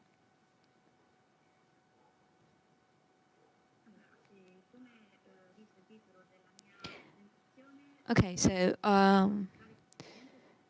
you can see here the title of my presentation. I am going to focus on two aspects: the state of the art of circular economy up to 2019, and then the effects of the pandemics in this sector. As for the state of the art, the main piece of data I want to start with is the one that has been underlined by Dr. Migliorini before me. So the exponential growth of global resource consumption. The increase in this global resource consumption is a very concerning piece of data and is not sustainable anymore, both from an environmental and from an economical point of view, because it's growing at a rate that is higher than the one of the population. Over the last 50 years, the global population has doubled, while the use of resources has tripled. So this statement makes us understand how it is a very important challenge to move from a linear to a circular economy. This can happen only by increasing recycling at a global level. As you can see here in this slide, from the point of view of quantity of waste recycled, recycling has a very narrow part of this reuse of resources. Recycling is fundamental. In order for it to have a bigger role, it is important to monitor circular economic performance, and this is carried out by the European Commission, and since January 2018, they use several indicators and measure the progress of circular economy at a European level and national level as well. These indicators are divided into 4 areas: production, consumption, waste management, and secondary raw materials. To these 4 areas, there is a 5th area that is about competitiveness and innovation that is important in order to ensure the transition towards a new kind of economy. What I would like to do now is to present some of these indicators, in particular the resource productivity and the computer and personal household goods repair, the recycling rate, and the circular material use rate. These indicators are based on Eurostat, but I'm going to present them according to a methodology that we adopted with Circular Economy Network, that is a network of our foundation that has been monitoring the trends of circular economy for 3 years, in particular from the point of view of Italy. And this is done comparing the Italian data with the other 4 main economies in Italy: Germany, France, Italy, and Poland. This year is going to replace UK, that has left the European Union. So starting with resource productivity, you can see that Italy ranks first with a good performance. So according to the data of the last year, the last available year, 2018, Italy has 3.49 euros per kilo and is increasing. This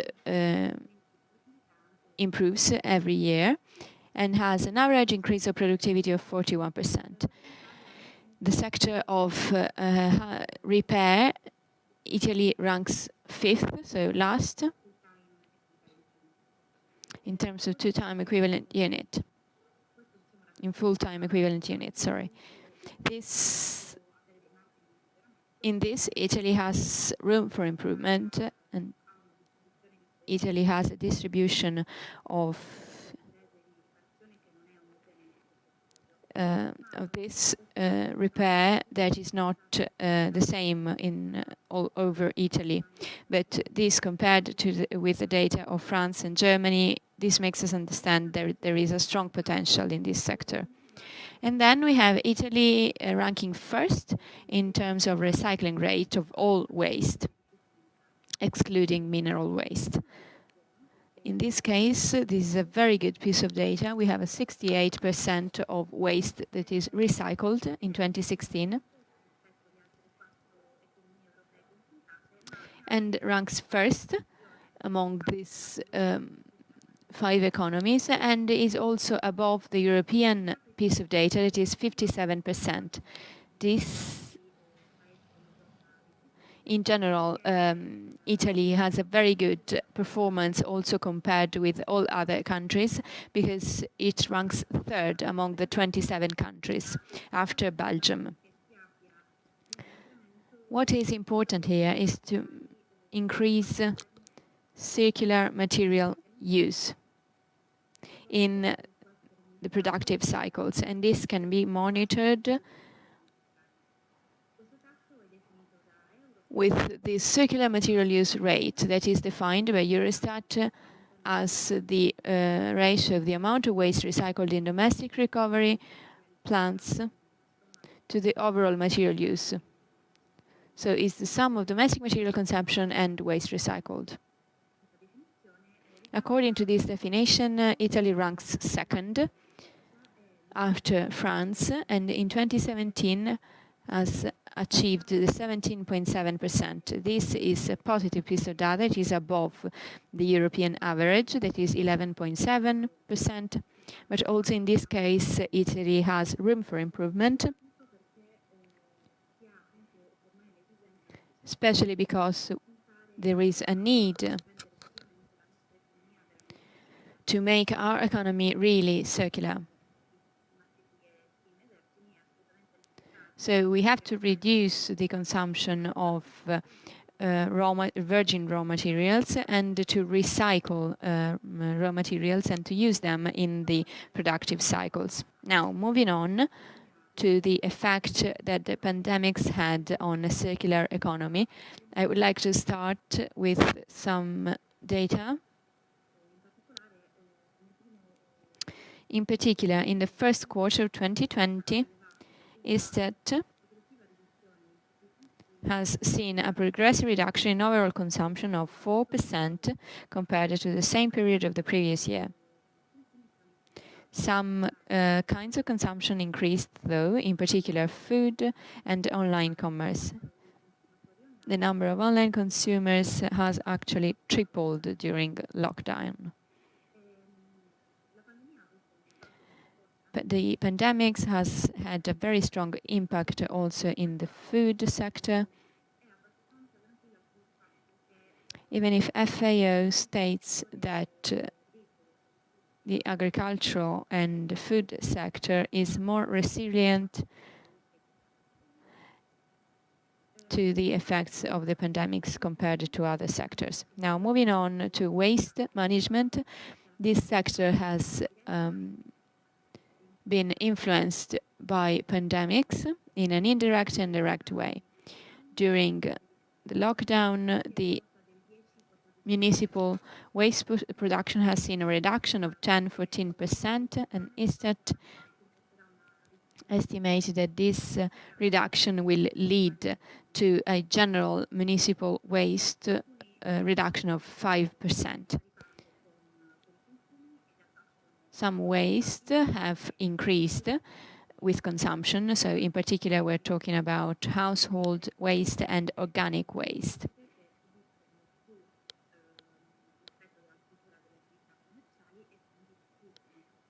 While other waste has decreased.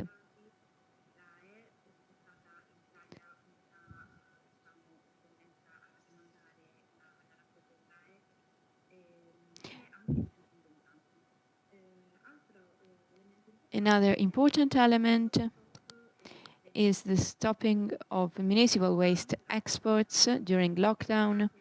That has led to a reduction of exports of waste in general. There are some other aspects that are still positive during the weeks of lockdown, in particular separate waste management.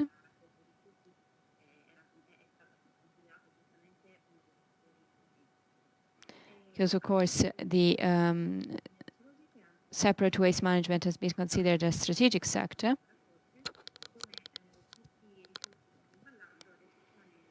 There was an increase of packaging waste.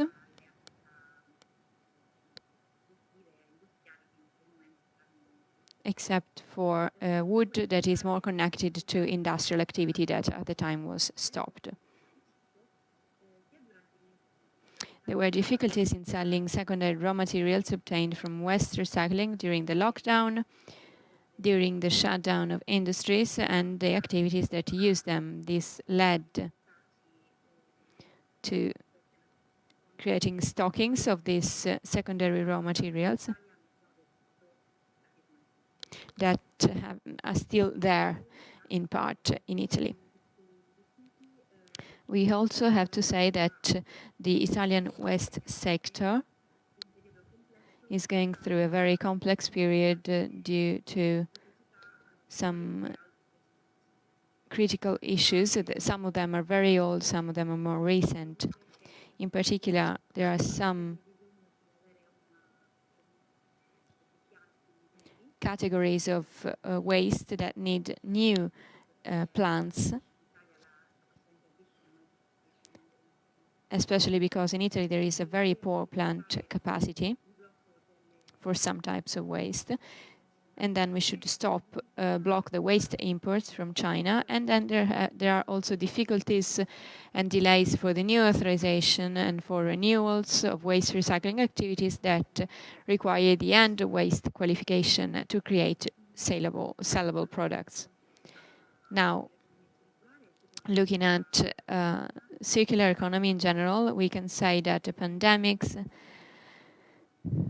has revealed that our economy is exposed to risks, and the circular economy can reduce these risks somehow, because redesigns our economy in general. According to a very recent document of the Ellen MacArthur Foundation, there are some key sectors that can enable to create a more resilient economy with a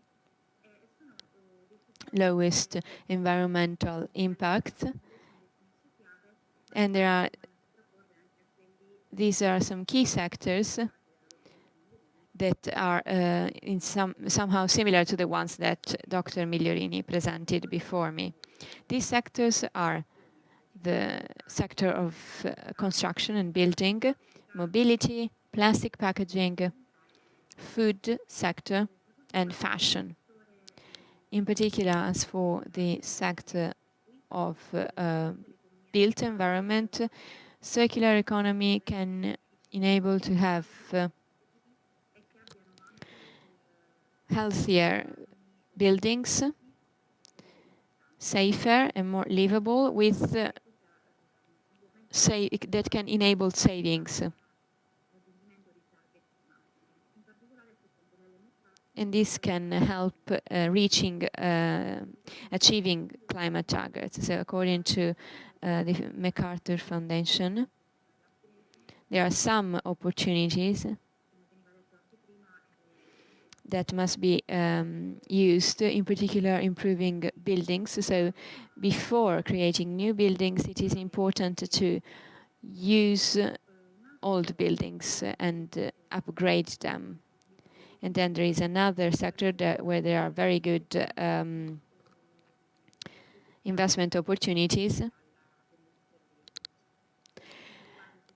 is the reuse of materials that come from the demolition of old buildings. Then we have the sector of mobility, the transport sector, that has been really hit by the pandemics.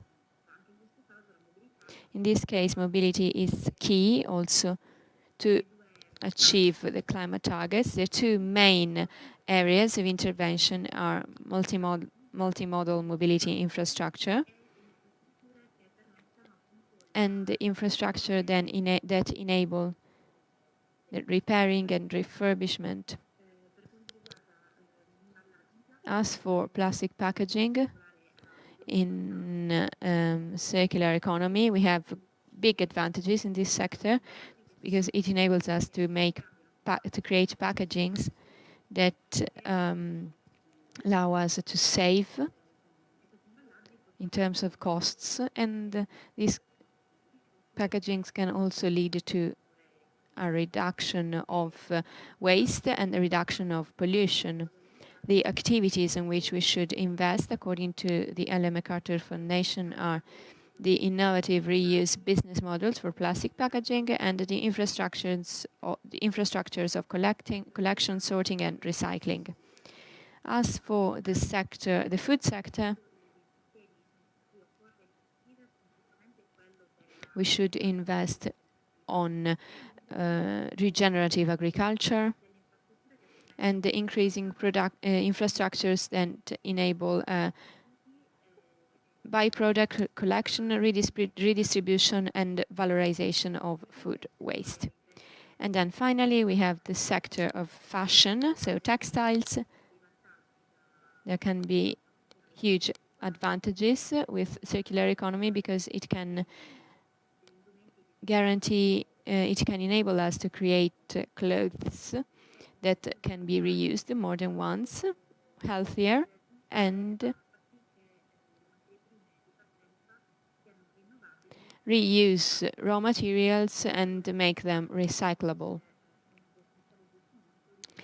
As areas of investments, we have the sector of rental and resale business models, and to create infrastructures of collection, sorting, and revalorization.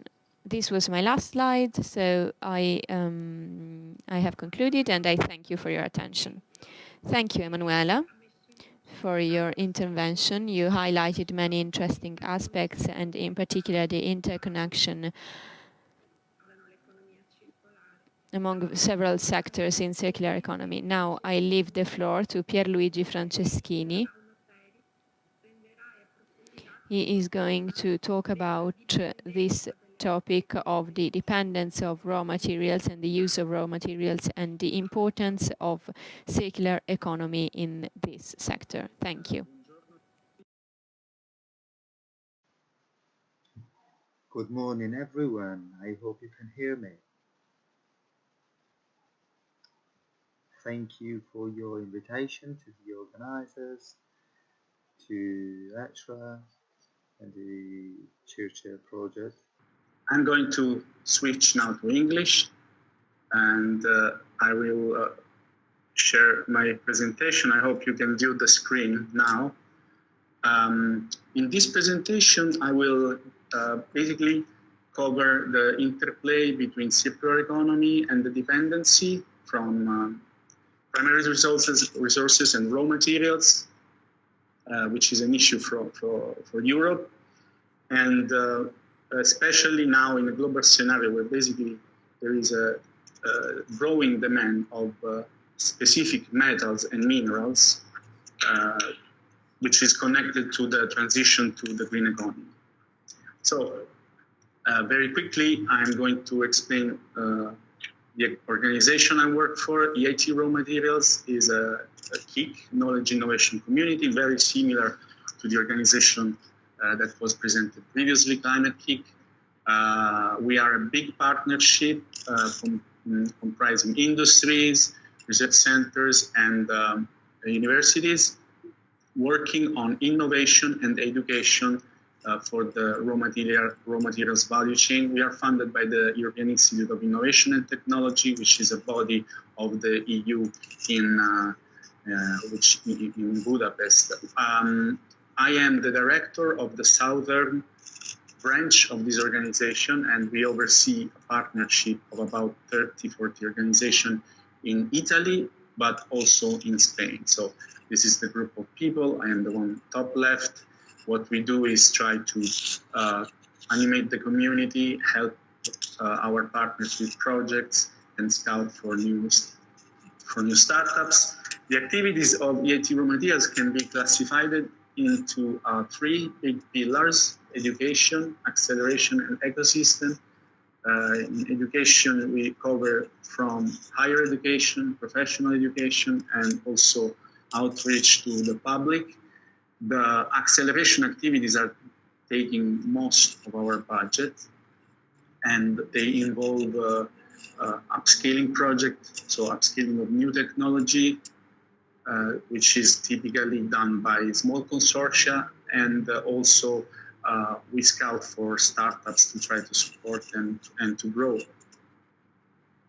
Okay, the vision of EIT Raw Materials is to develop raw materials into a major strength for Europe, and this gives me a good link to the core of the presentation. Just to give you an idea of where I want to go to with our reasoning.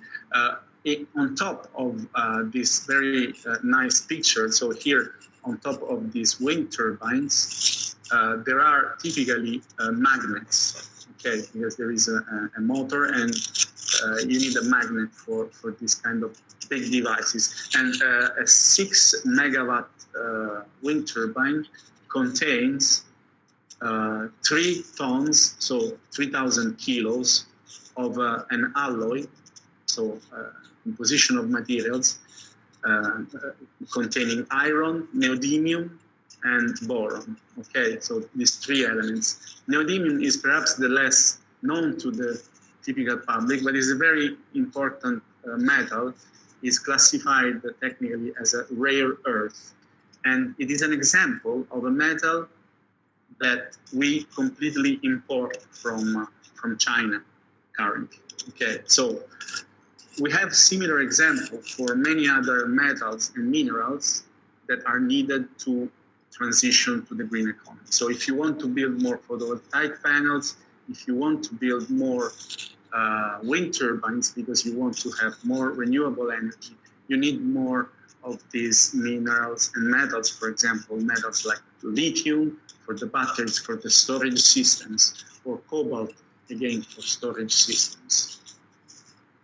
Okay, the transition to the green economy is implying a very steep increase in the demand of different. Well, for example, for battery storage, if we want to scale up the capacity until 2015, the same applies also for the number of electric passenger cars. So these are the projections of growth until 2050. You see that, again, the concept that we want to stress is that in connection to this kind of growth, there is a need of more raw materials. Circularity most likely will be able to sustain only a small part of this of the demand needed. This is our view of the supply chain, of a circular supply chain. So from the extraction of mineral resources, the exploration, the mining, through, for example, also product design and production, remanufacturing, use, reuse, and repair, very important for the circular economy, collection and recycling. Of course, circular approach can help a lot in mitigating a lot of the issues related to the dependency on raw materials, for example, promoting the materials efficiency. The circular product design is very important, for example, making products that are easier to disassemble, to repair, and ultimately also to recycle. So as it has already been said during past presentation, is, let's say, the least is the last scenario, let's say, it's the less desired scenario in a context of circular economy.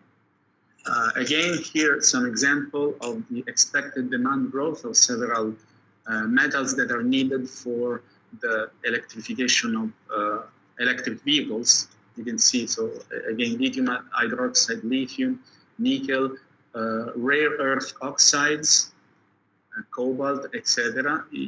This table gives an idea of the demand growth expectations until 2030, which are in some cases 4 digits, and the expected supply-demand gap.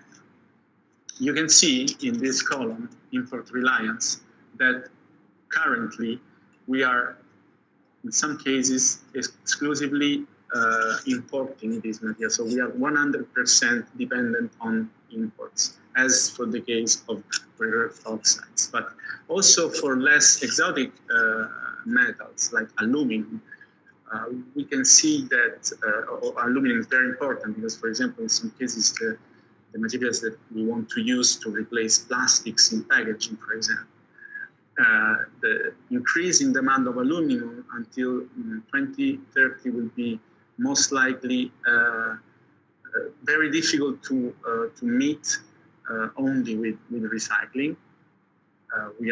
We will be able, perhaps, according to this forecast by us actually, we will be able to compensate about 35% of the demand of aluminum by recycling. And most likely 50% will have to be sourced from third countries. This is the current status of recycling rate for many of these metals that are really key to several technologies. You can see that today lithium is at a recycling level that is lower than 1%. We are pretty good with some metals like iron,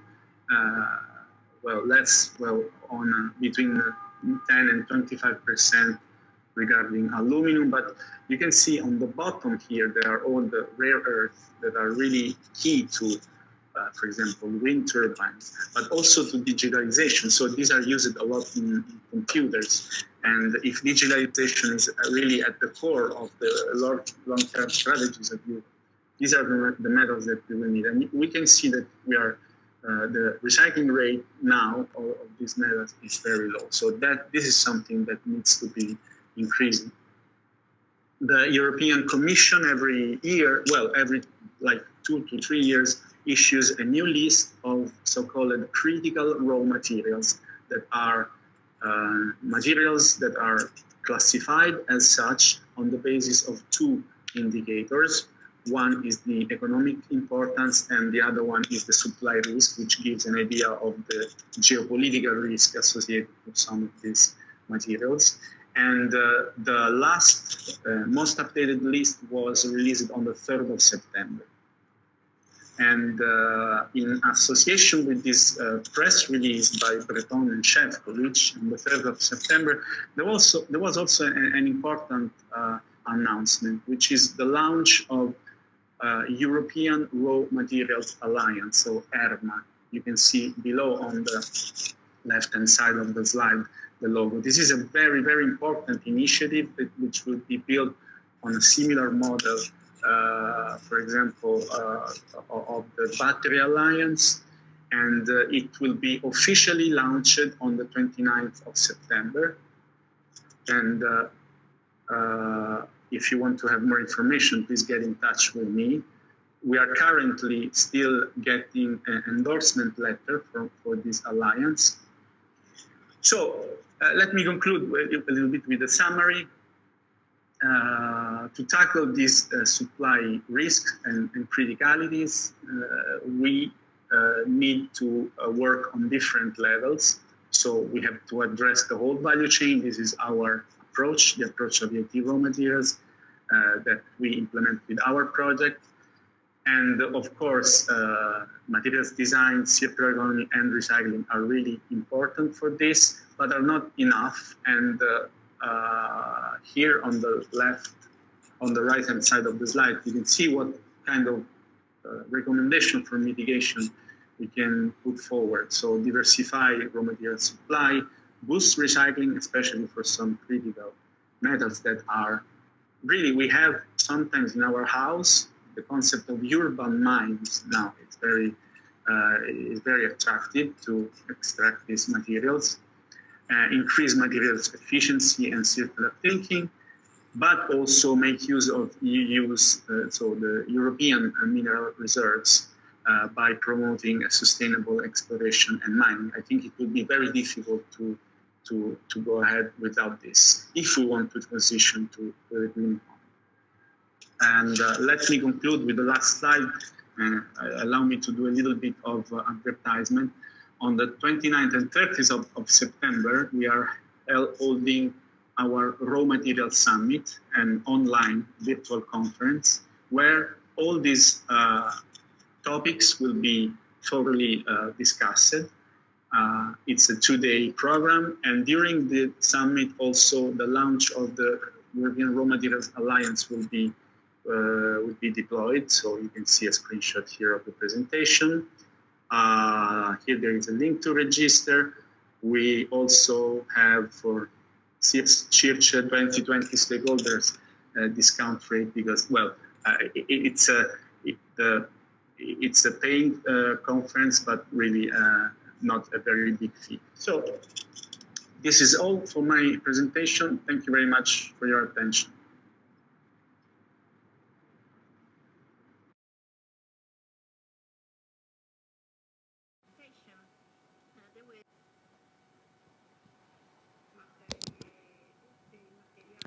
Thank you very much for talking about this recovery of materials. We should have a different approach on this recovery. The pandemics, as Engineer Pettinado was saying before, has highlighted several critical issues, but it can also be an opportunity to go on in a different way. So now I have the pleasure to leave the floor to Dr.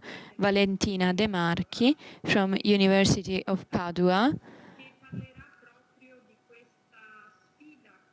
She teaches management, and she's going to talk about the challenge of the pandemics and of how these pandemics can be leveraged as an opportunity to go on in a different way.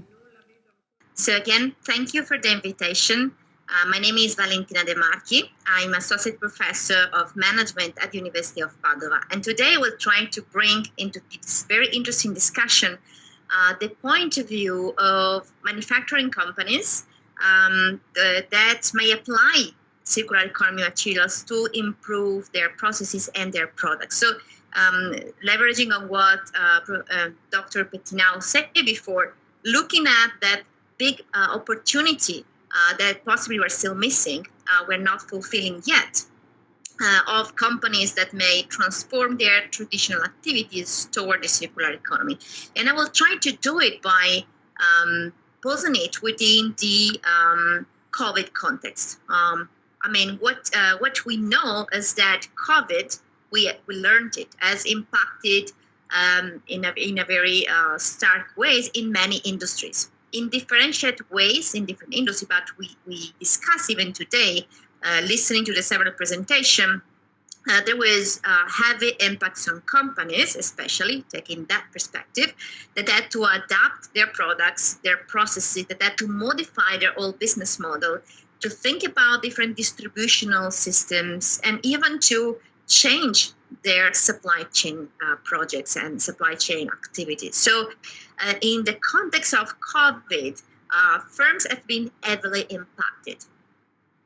The key word that emerged during this period is that of resilience. So we have heard in different contexts that in this peculiar moment, firms are asked to be resilient. So the most successful firms are those that are resilient. And with resilience, I don't mean to go back, to bounce back, but to bounce forward. So to identify new models to be successful within the current situation. Now, the key point that I think may be interesting to discuss today, given what has been said before, is can the circular economy support resilience, or can resilience be developed via a circular economy approach? It has nicely been disclosed before the fact that we are facing an increasing pressure on raw materials, that raw materials that we need to produce at the actual level are not enough, may not be enough, and that we need to rethink differently our dependency on resources. So in this context, just to make an example, implementing a circular economy approach may allow firms to have a better resilience. But is it the case? And what can we understand about this link between circular economy and competitiveness and resilience?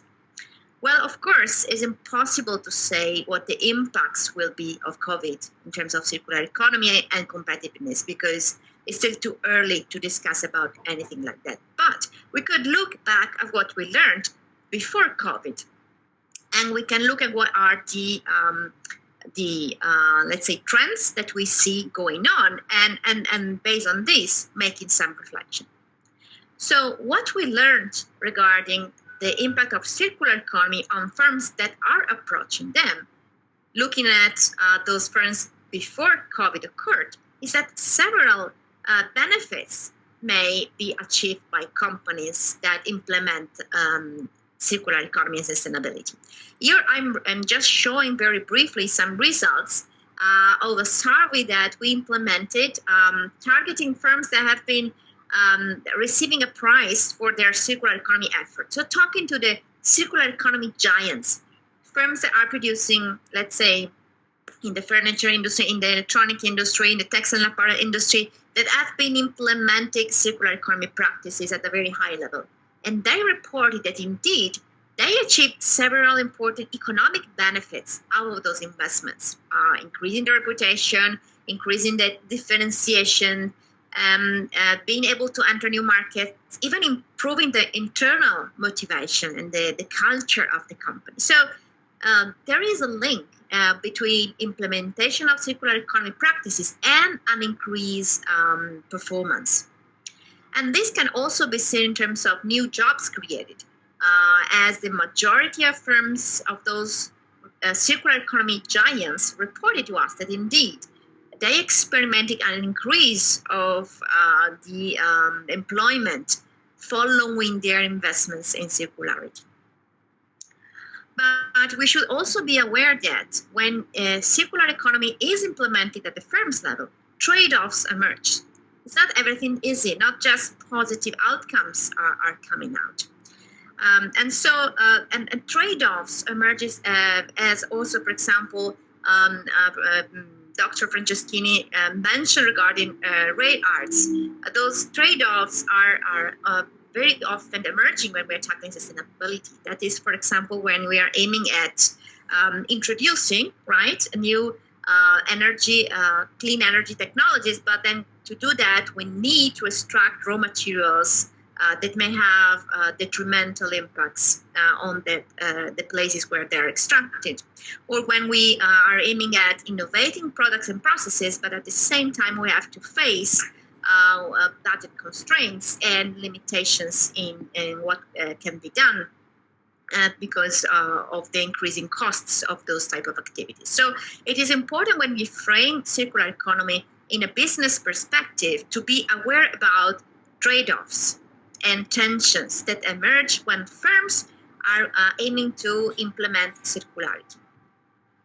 So COVID somehow increased the perception of difficulties on the firm's side about the implementation of circular economies.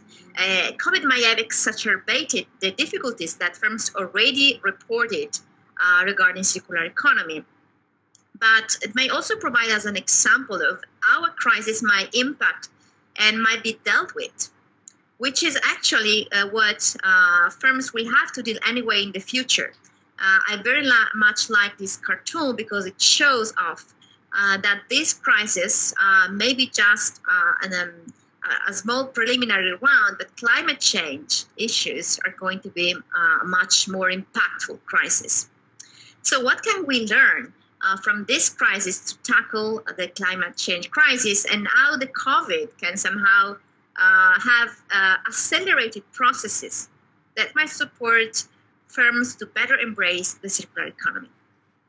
So, of course, the climate change and the biodiversity crisis are very diverse than the COVID crisis because they have numerous causes and numerous impacts. So it's not the same, but this crisis can teach us to better deal with circular economy. And here are 3 reasons why I believe that we can learn and grow in terms of circularity because of COVID. First, it made us aware about constraints, resource constraints, budget constraints. So now firms, but even citizens and employees are much more aware that resources are not infinite, which may support further innovation processes within the companies. Second, awareness. It focused societal attention around a global crisis. So this may support us to also make citizens and the society better aware about issues of global concerns, such as the depletion of resources and the climate change crisis. About the need for a collective response and collective responsibility. We saw a much stronger role of states and a much stronger importance to coordinate, even within different states, at different, let's say, policy levels, and even to integrate the action of firms, of citizens, with that of policymakers in order to make sure to reduce the number of cases. The same may apply and should apply to tackle the climate crisis, to support more circular economy. So this is 3 reasons why I believe COVID may actually play out well in the medium term in supporting more and more circular economy investment. Now, this is not necessarily taking place in an easy way, but there are some strategies that can be implemented to make sure to reach those goals. So this first slides summarize what I believe are the keywords, the key path that should be pursued by companies in order to make sure to achieve a circular economy paradigm while improving resilience and competitiveness. The first one, starting from the first picture on the top left, is to set a clear set of goals and values that are putting sustainability at the core of the firm's activities. It's not a bottom-up, it's not a patch. It has to be at the center of firm activities. Otherwise, it's not going to transform. It's not going to be transformative. A second aspect, resembled by the chess metaphor, is that of strategy. For circular economy to support resilience, it needs to be planned. It needs to be measured. It needs to be developed using the tools that managers have been learning in dealing with economic aspects of the company. The same tools should be applied to monitor, to plan, and to develop activities to reach circular economy. Should not be something that it put out of, let's say, simply creativity. It has to be planned and it has to be measured, otherwise it may not be effective. A third aspect is that of innovation. In order to really be circular, firms have to change their products, their processes, even the business models, right? So to being able to reduce their own impacts, firms have to focus on innovation. So in order to do so, they may need additional resources which may accelerate their transition. The first is the creation of connection with diverse companies or institutions that have different yet complementary knowledge. The activity that has been performed within the CIRCE 2020 projects are a great example of how different complementary activities and knowledge are needed to actually perform very high-level results. And another accelerating resource may be that of the new technologies such as big data or 3D printing and robotics, which may better support the creation of trust and transparency in these large networks of companies, and may enable firms to be more innovative. So those are some keywords on the firm side to make sure that we can really take the circular economy challenge, and also to leverage, let's say, on the peculiar moment in which we are, the COVID crisis, which is peculiar and challenges, but use it as an opportunity to really transition toward a more circular economy framework. But this is just the point of view of the firms, which is just one side of the coin. In order for the efforts of single firms to be effective, it is very relevant that this effort is coupled with the action of policymakers. So that's why I'm very happy to I've been listening today about many examples in which at the European level, but also at the more regional level, institutions have been supporting firms in their effort toward the circular economy. This is key if we want to make sure that good practice became common practice, and therefore that the circular economy become really widespread. And on the institution side, I'm talking about, for example, the role of the institution in terms of green public procurement, but also the role of institutions, and again, I'm talking about different territorial levels, the role that they can play in terms of supporting, for example, in terms of training or in the creation of collective tools that can be of support for the several companies that may want to go in this direction. So with this, I end, because I think I'm done with my time. But I want to thank you, everyone, for the great presentation before, and I really hope that this project, the end of this project, will just be the starting point for many others like this to keep supporting the transition toward a circular economy. Thank you so much, Valentina, for your intervention. As usual, you give us food for thought. The cartoon has been really appreciated, the cartoon with the ring, where you can see that maybe the first round with COVID was won, but there is something else that is expecting us with climate change, as Professor Martyr was saying before you. So it is a very important insight about circular economy and about how it is extremely important for every one of us, not only for companies, but also for institutions. Now, I would like to leave the floor to a collaborator of our project, Dr. Marco Meggiolaro, who asked to make a small intervention. I don't know if he's connected, if he's here. While waiting for the connection, there was a question for Dr. Gatto. Omar, can you hear me? Yes. Okay. I cannot see it anymore.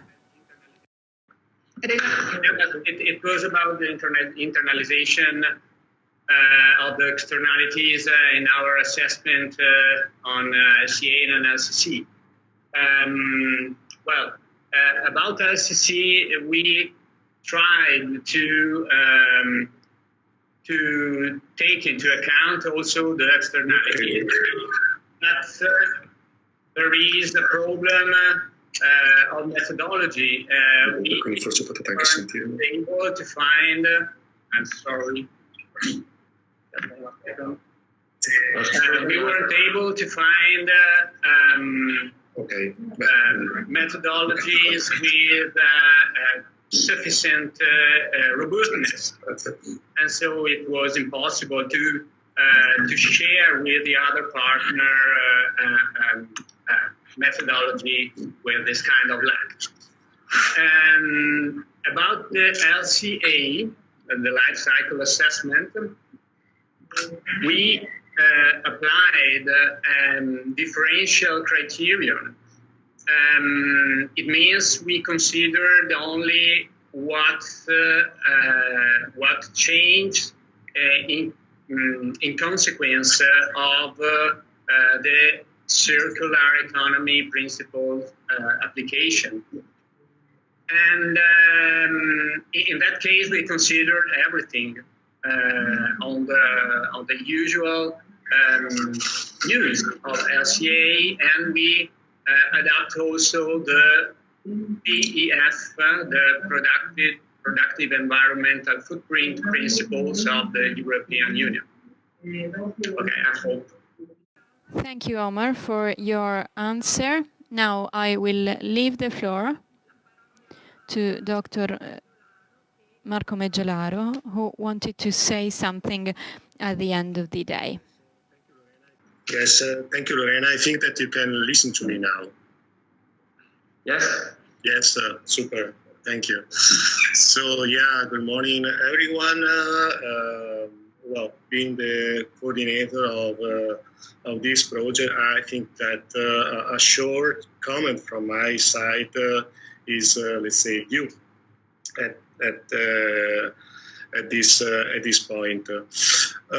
So, very shortly, given the magnitude of the challenges, our project, of course, a drop into the ocean of things that company and consumers need to undertake due to the climate emergency. But it is thanks to projects like this that the flame, the fire of transboundary cooperation is still burning, is still alive, despite an historical period which is dominated by a sort of disillusion toward this kind of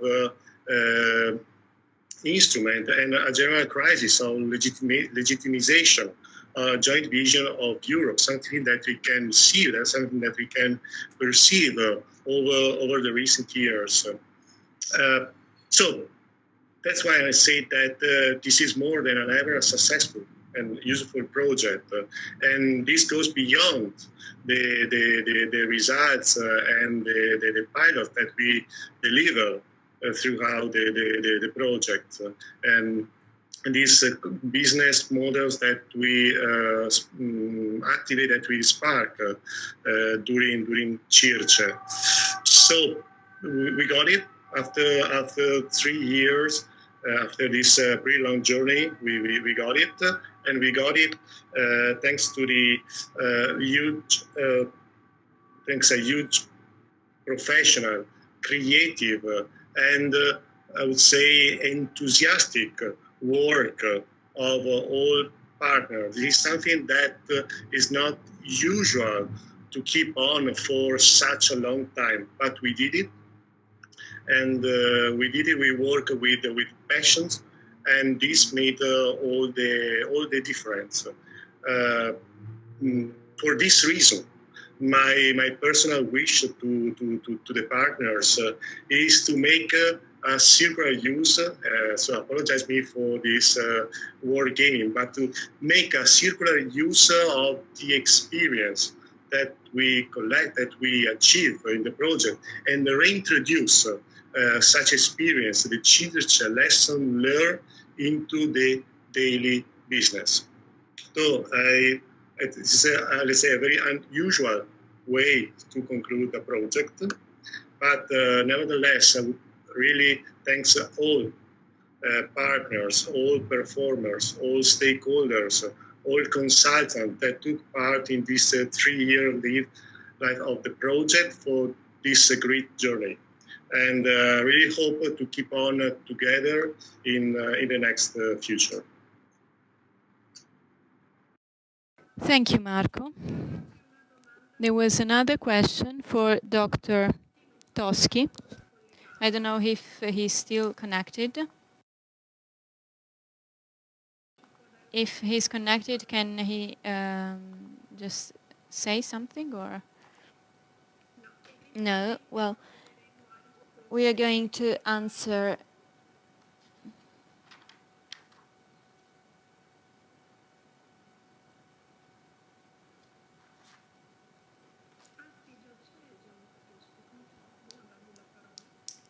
he's here.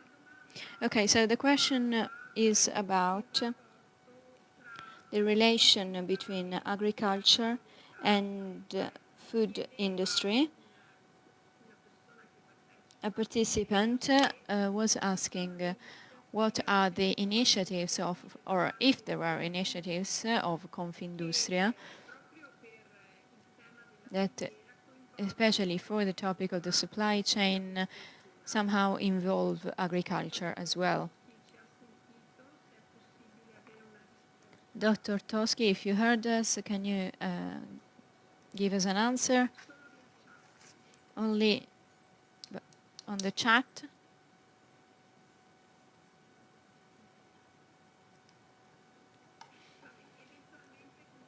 Well, we are going to contact directly Professor Toschi to have an answer on this aspect. Now, if there are no further questions, I would like to conclude the day. Let's see if there is another question.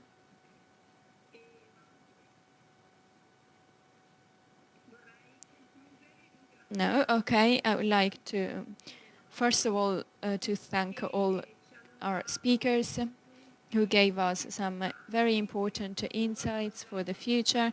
The project is about to end. Well, this is the final event of the project, and there are new opportunities for us, and today's event has discussed about the developments, about the future of circular economy. That is our future as well. I would like to thank my collaborators of ARPA and all partners of the project with whom we worked and we collaborated. We worked hard together. We started with the project 5 years ago when nobody was talking about circular economy, and even us, we didn't have clear ideas about it, and now they're clearer. So I would like to thank everyone for their contribution. I would like to thank Dr. Pamperl as well and her collaborator who helped us and supported us in the several problems we had and in the need to change our direction somehow, change the direction of the project during the entire duration of it. I would like to thank everyone who shared our enthusiasm about circular economy. I hope they will keep doing so. And I would also like to thank all of those who are going to work on circular economy even after the end of the project, because as many speakers said before me, circular economy is really our future. So I will conclude this day by saying that every one of us really has had some food for thought about the development of circular economy in the future. I would like to thank all participants and everyone else. Thank you.